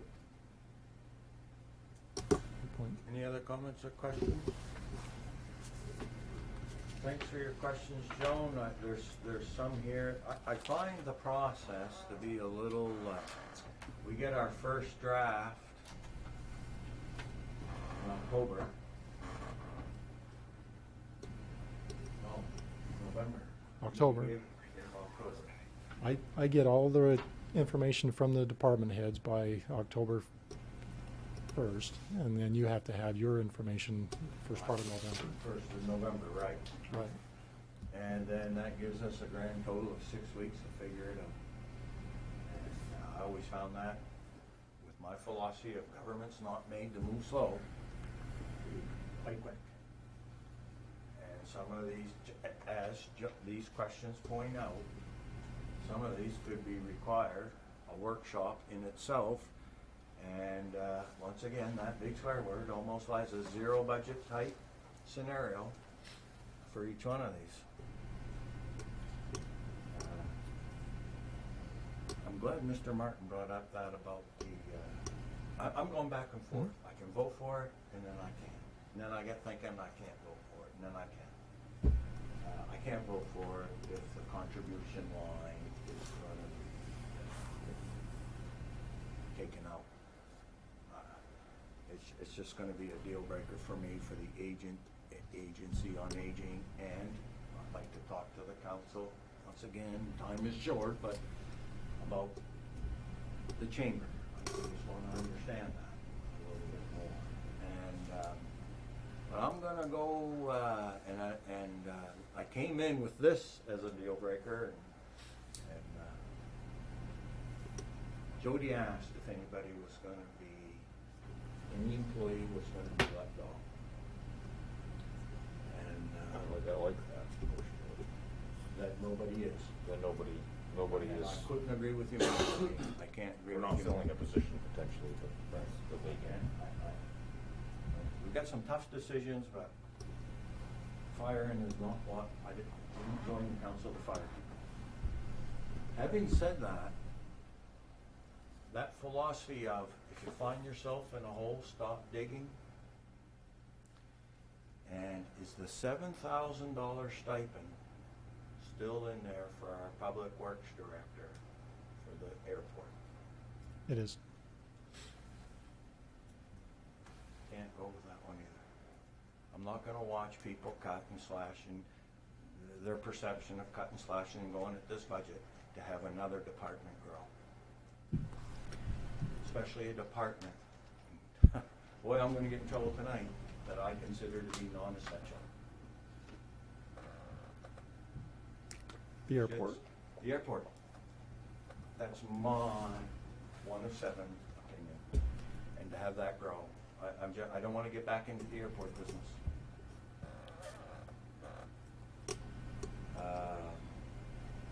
So, I wanted to just put that out at the next council meeting. Chair will entertain any motion that any counselor would like to do to amend this budget. We'll do it one at a time, take one line at a time, and just as an example, I would like to make a motion to remove that $7,000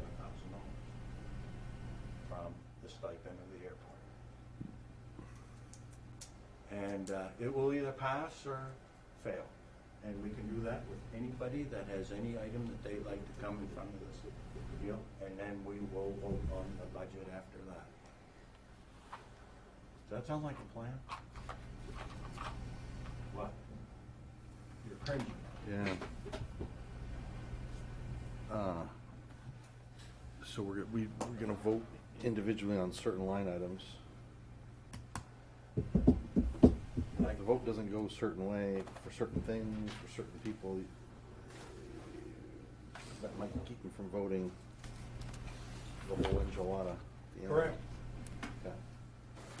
There are so many things in here that I have issues with. There are some good things. No fault of Dennis's. I'm not, these are structural issues that I have that are coming up. I mentioned one about why are we paying so much for ambulance services and we don't charge, things like that. That in 6 weeks, holy cow, guys. Really? We're supposed to figure this all out in 6 weeks? And I'm willing to let it ride. I'm willing to let certain things ride. But it's hard to stay up. People think, oh, you say no to everything, and it comes easy to me. No, but you know what makes me put my head on my pillow? Because I say no to everybody. I can't say no to everybody while somebody else is getting more. I can't agree to that. It doesn't fit my philosophy of putting my head on my pillow at night. That's just me. I don't, I don't want to be preachy here, but they do call me preachy. So I just want, I want to be upfront with everybody right here now. Because what happens if it doesn't pass on December 9th? Yeah. What do? Sun comes up the next day, right? The sun does come up the next day, but what do? Because the charter does say we have to have something done by the 15th. Right.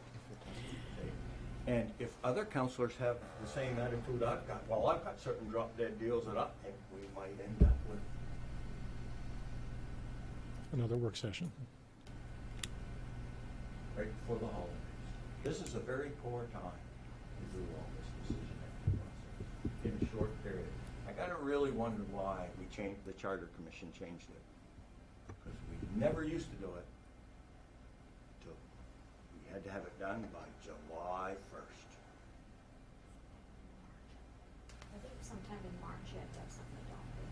Revenue budget Under the old charter. under the old charter. Something in March. Yeah, you did the capital one time, and then you did operating a second. I don't care to talk about them together, but I don't know why they moved it up to December. When was it changed? Years back. 2012? Weren't you on the charter? No, I didn't, but it was right in 7 or 8 years ago. 2012, I think it was. 2011. Yeah, it was right after.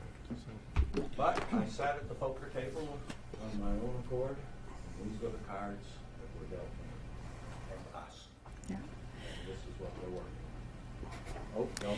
Well, the only comment that I want to make is I kind of agree that that's probably a good idea, that we're going to vote on certain items, because the sound of it tonight is, okay, you asked the manager to go back and bring this back so that there would be no increase and don't use one-time funds, blah, blah, blah, stuff like that. And he did that. But in order to do that, we've got to have all these changes here that he made. So if there are some changes in here that probably shouldn't be made, like the charitable thing that you want or stuff like that, then that changes the whole dynamics of this whole chart that he gave us, and it's gonna have to go back, and we're gonna have to revamp this. So it might not be a bad idea to have some motions that we can have prepared ahead of time for the next one, and vote on specific ones that will or will not change this, and there might be something new that didn't come up in here that we could bring up too, or something like that. But if we don't accept this as it is, then we've got to start all over, you know, because this person doesn't want this, or this person wants this, or whatever. So I really think the only way to do it, and like that, do it, is to bring them up and vote on them. And they'll pass or they won't. Okay. I'm only speaking for myself, in my case.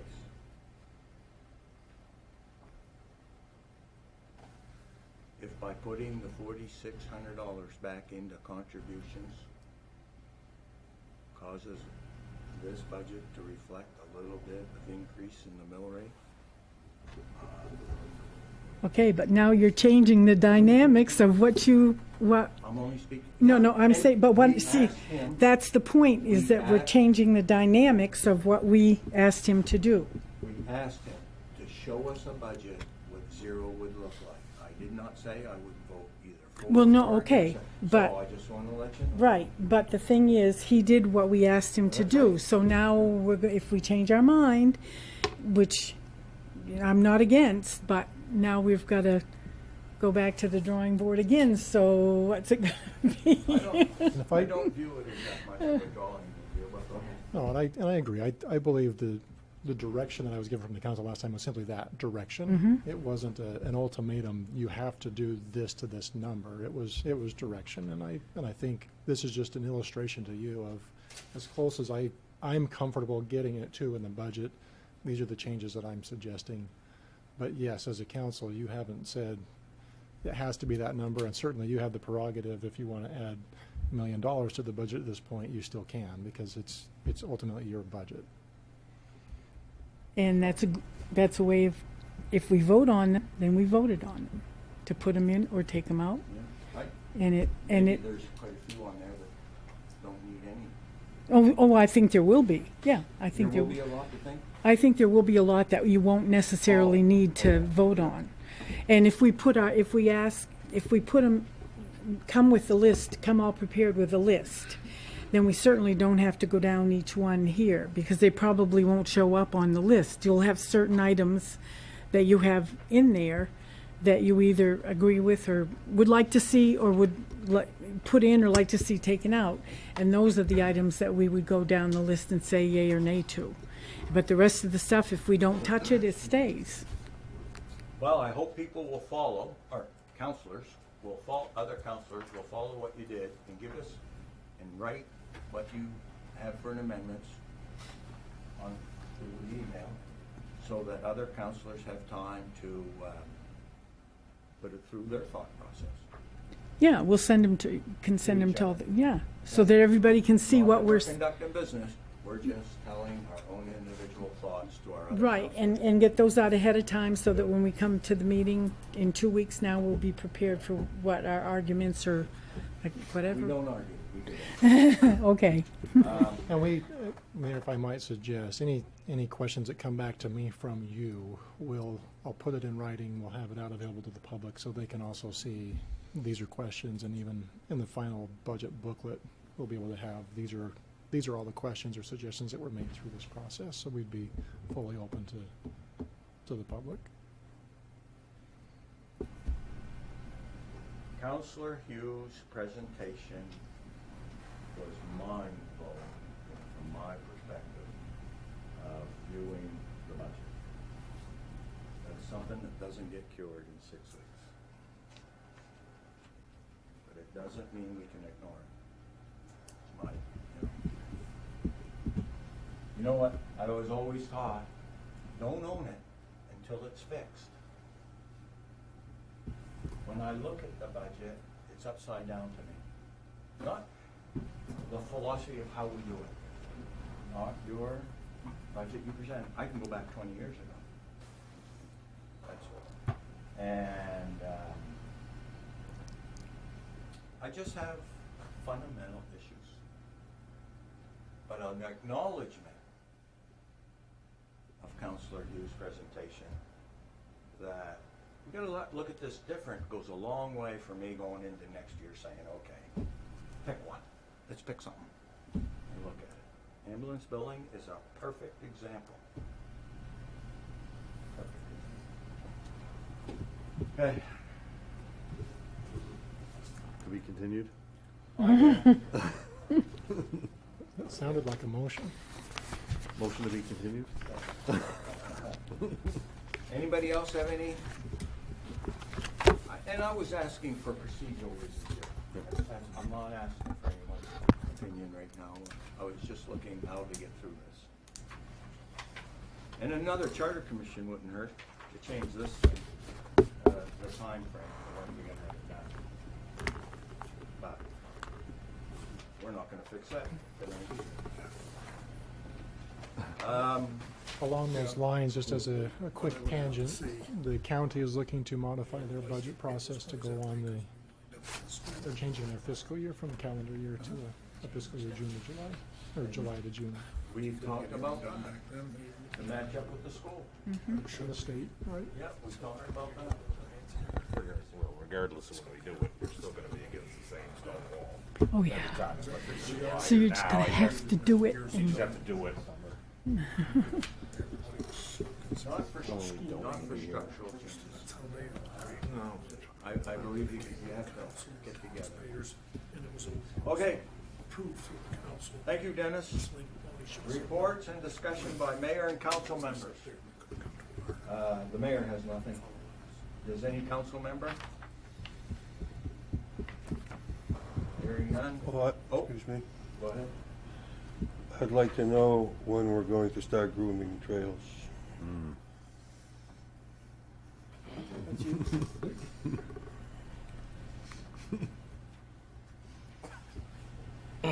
Well, we've certainly got enough snow on the ground now. With vacation week starting up tomorrow for Thanksgiving, if you guys want me to run the rail beds, get what we have for tourists up here and the families up here, we certainly can. We do what we did last year on a limited basis. Yeah, we're a week earlier this time, Mayor Gahn, from the discussion we had last year. But we certainly do have enough to get up on the rail bed to Stockholm. I see Van Buren has been out, and Washburn was out last week. It would only be rail beds, only stuff that's on state-owned property. Trails typically stay closed, or we're trying to keep them closed till the 15th of December, because it's going to be it will be a long winter, as it seems like right now. So, yes. My only concern is it's still hunting season. Yeah, hunting season gets done on Saturday. Right now, there's right now you can't walk. You're not going to really walk on the rail bed. You can't drive them with a four-wheeler. There's enough snow. If somebody wants to hunt off of a snowmobile or off the field, they certainly can. You can't prevent them from that. But people are already riding the rail beds now. So, with the temperatures being pretty cold and with families coming up for holidays, if you guys so choose to let us go out and on a limited basis, at least start basing up the rail beds. I would support it.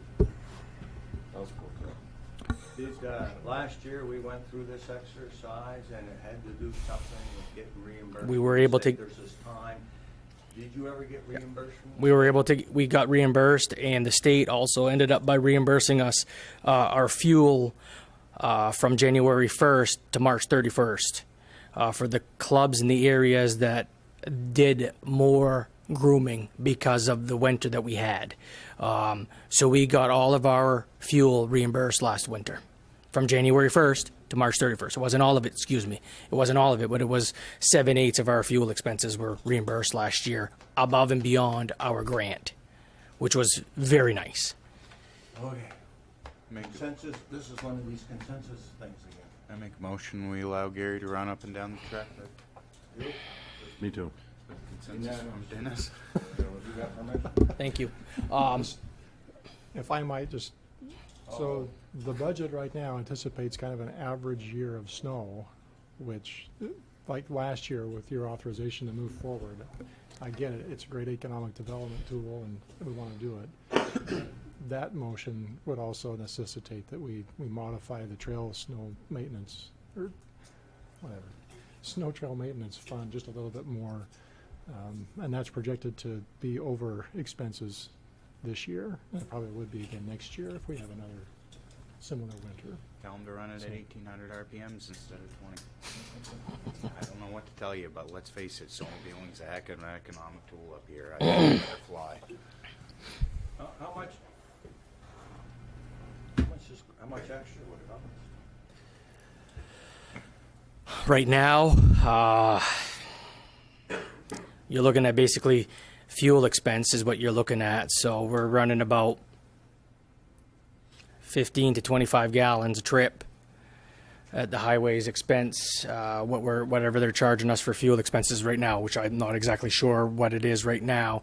We're not bringing any of our drivers on. It would be myself and my director of maintenance, and it would be all done during working time. So there's no overtime. Get together with him. Thank you. Figure it all out. Thank you. Okay? Thank you very much. Thank you. Good answer.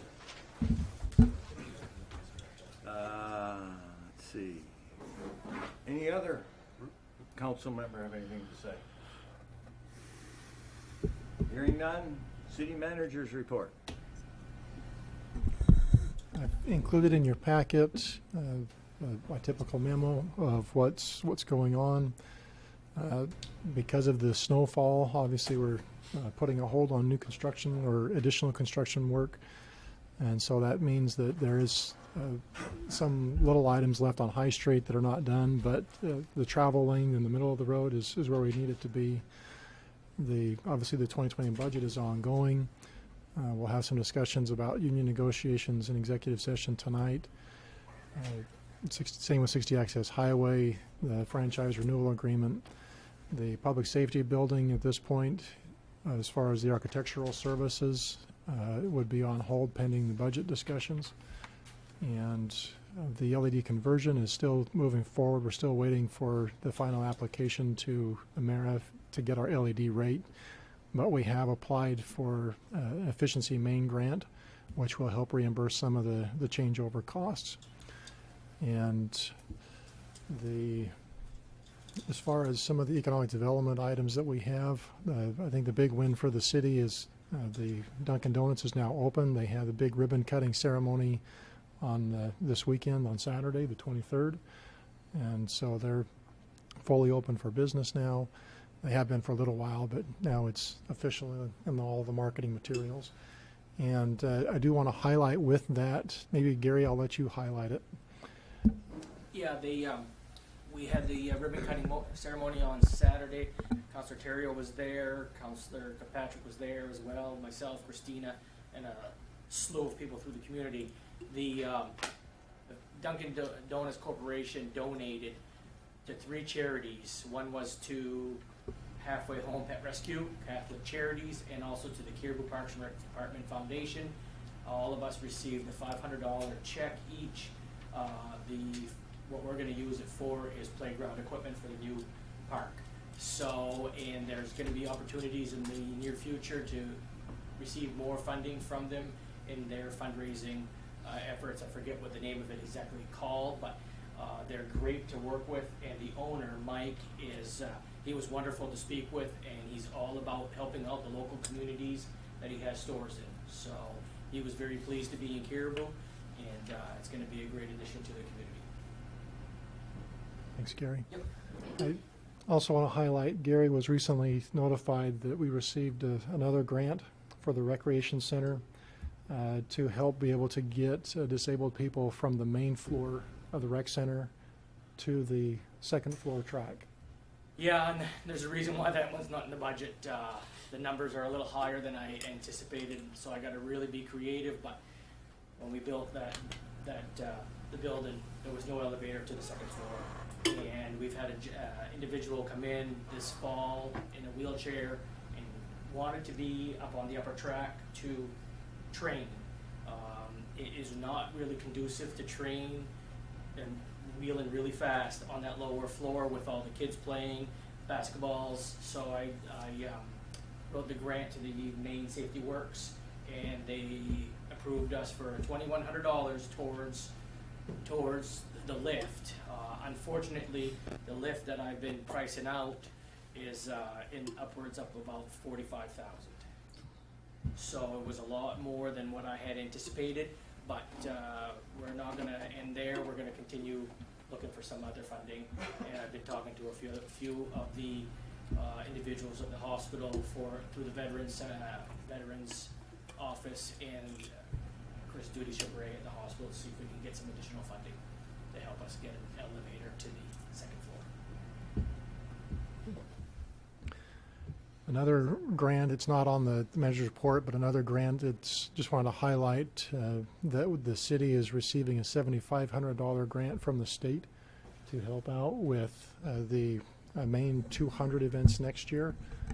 We specifically applied for grant funding to help with the development of a storytelling festival and story collecting activities, basically. Hope you want to touch on that just briefly.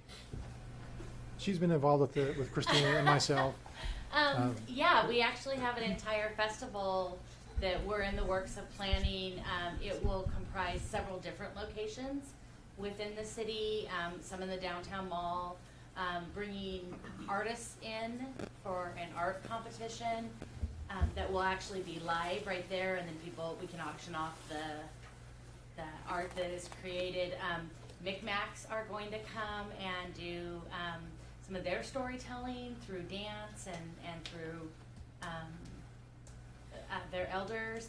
The library, of course, will be involved both with some children's programs, but also in our archives, and having our genealogists there for people's stories, and then the stories that we have collected.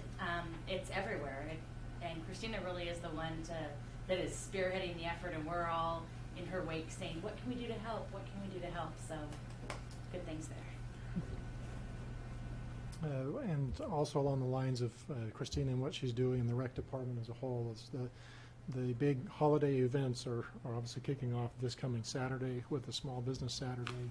Would encourage you to go to the rec center and get your list of where to go to get good deals from businesses, but also some beautiful ornaments that were crafted from local artisans again this year. Always a wonderful event. Businesses always appreciate being involved with that. They tell us every year that it's one of the best days that they have because of the amount of traffic that comes through their doors. So I would encourage you as counselors to be participating with that. Other than that, we have all the asbestos cleaned up from the York Street property and also from the Liberty Street property, and we expect that those two homes will be coming down soon.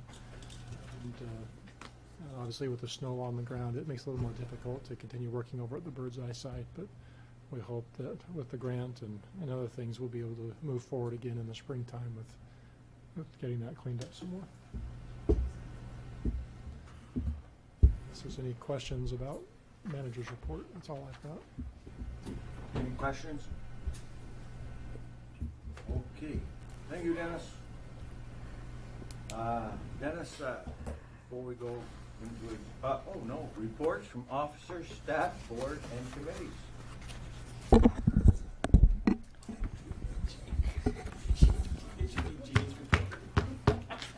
I just want to remind everyone that dog licenses are due by the end of December.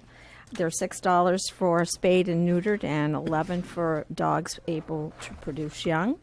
You can do it online, go in through the city's website, or come in our office, or just mail a check in to us with a copy of the rabies certificate, and we will mail the tag back with you the license. The other item I want to mention for the council is that there is going to be an elected officials workshop sponsored by Maine Municipal Association on December 19th, a live video. 2 years ago, Councillor Kirkpatrick attended. If you wish to attend, and the council-elect wish to attend, just tell me, I'll get you signed up. I will be attending myself, as I'm staffing it, which just means I get to go for free and pass out handouts. So, and I get credit for it. So I would encourage any one of you counselors to attend. It's right here in town, and we like having these live video ones here. And to keep that coming, I like to see our participation. So just tell me and I can get you signed up. Any other staff or board members with me? Dennis, earlier in the year, the council contemplating the idea of creating a line item on our budget called the Rainy Day Fund. And we had some leftover money from last year. No, this year. We had some leftover money from AWS. And next year, we're gonna get some more one-time money. Is there a time that we have to create, I mean, with the end of the year and you start new books, could you figure out when the best time is to bring this up? If it can wait until the first of next year, I'm great for that. Our finance director is on vacation this week, and his father actually just passed away as he was getting on the plane practically. But my anticipation was that we would bring to you in December a resolution that outlines transferring of funds into different reserve accounts for next year, and so that would be part of that resolution. So In December? in December. Yep. Okay. It would be a one way of closing out our books, is making sure we are able to reserve certain funds that we want to keep in certain places. We'd do that in December. Okay. And I have a few others, but we can wait until the first of the year on this. Thanks. Anything else? In closing, anything else? Hearing none, Chair will entertain a motion to go into executive session. And, okay, we're going into executive session. Is there anyone here that's going to speak on executive session so we can bump them to the top? With regards to the ambulance service, we asked the chief to That's be the here one for we'll do that. first then. Okay. Is that all right with everybody? So Oh, that's now, right. We had him. ambulance service. Give me a number, Jane. Help me out. We just put it in. It was, Oh, we just put it in? Yeah. Oh, that's right. That one. So that would be under some kind of negotiation. Contract negotiations. 4056C. Seconded. Made by Dave, seconded by Jody. All those in favor? Motion carries. Thank you, everyone, for showing up.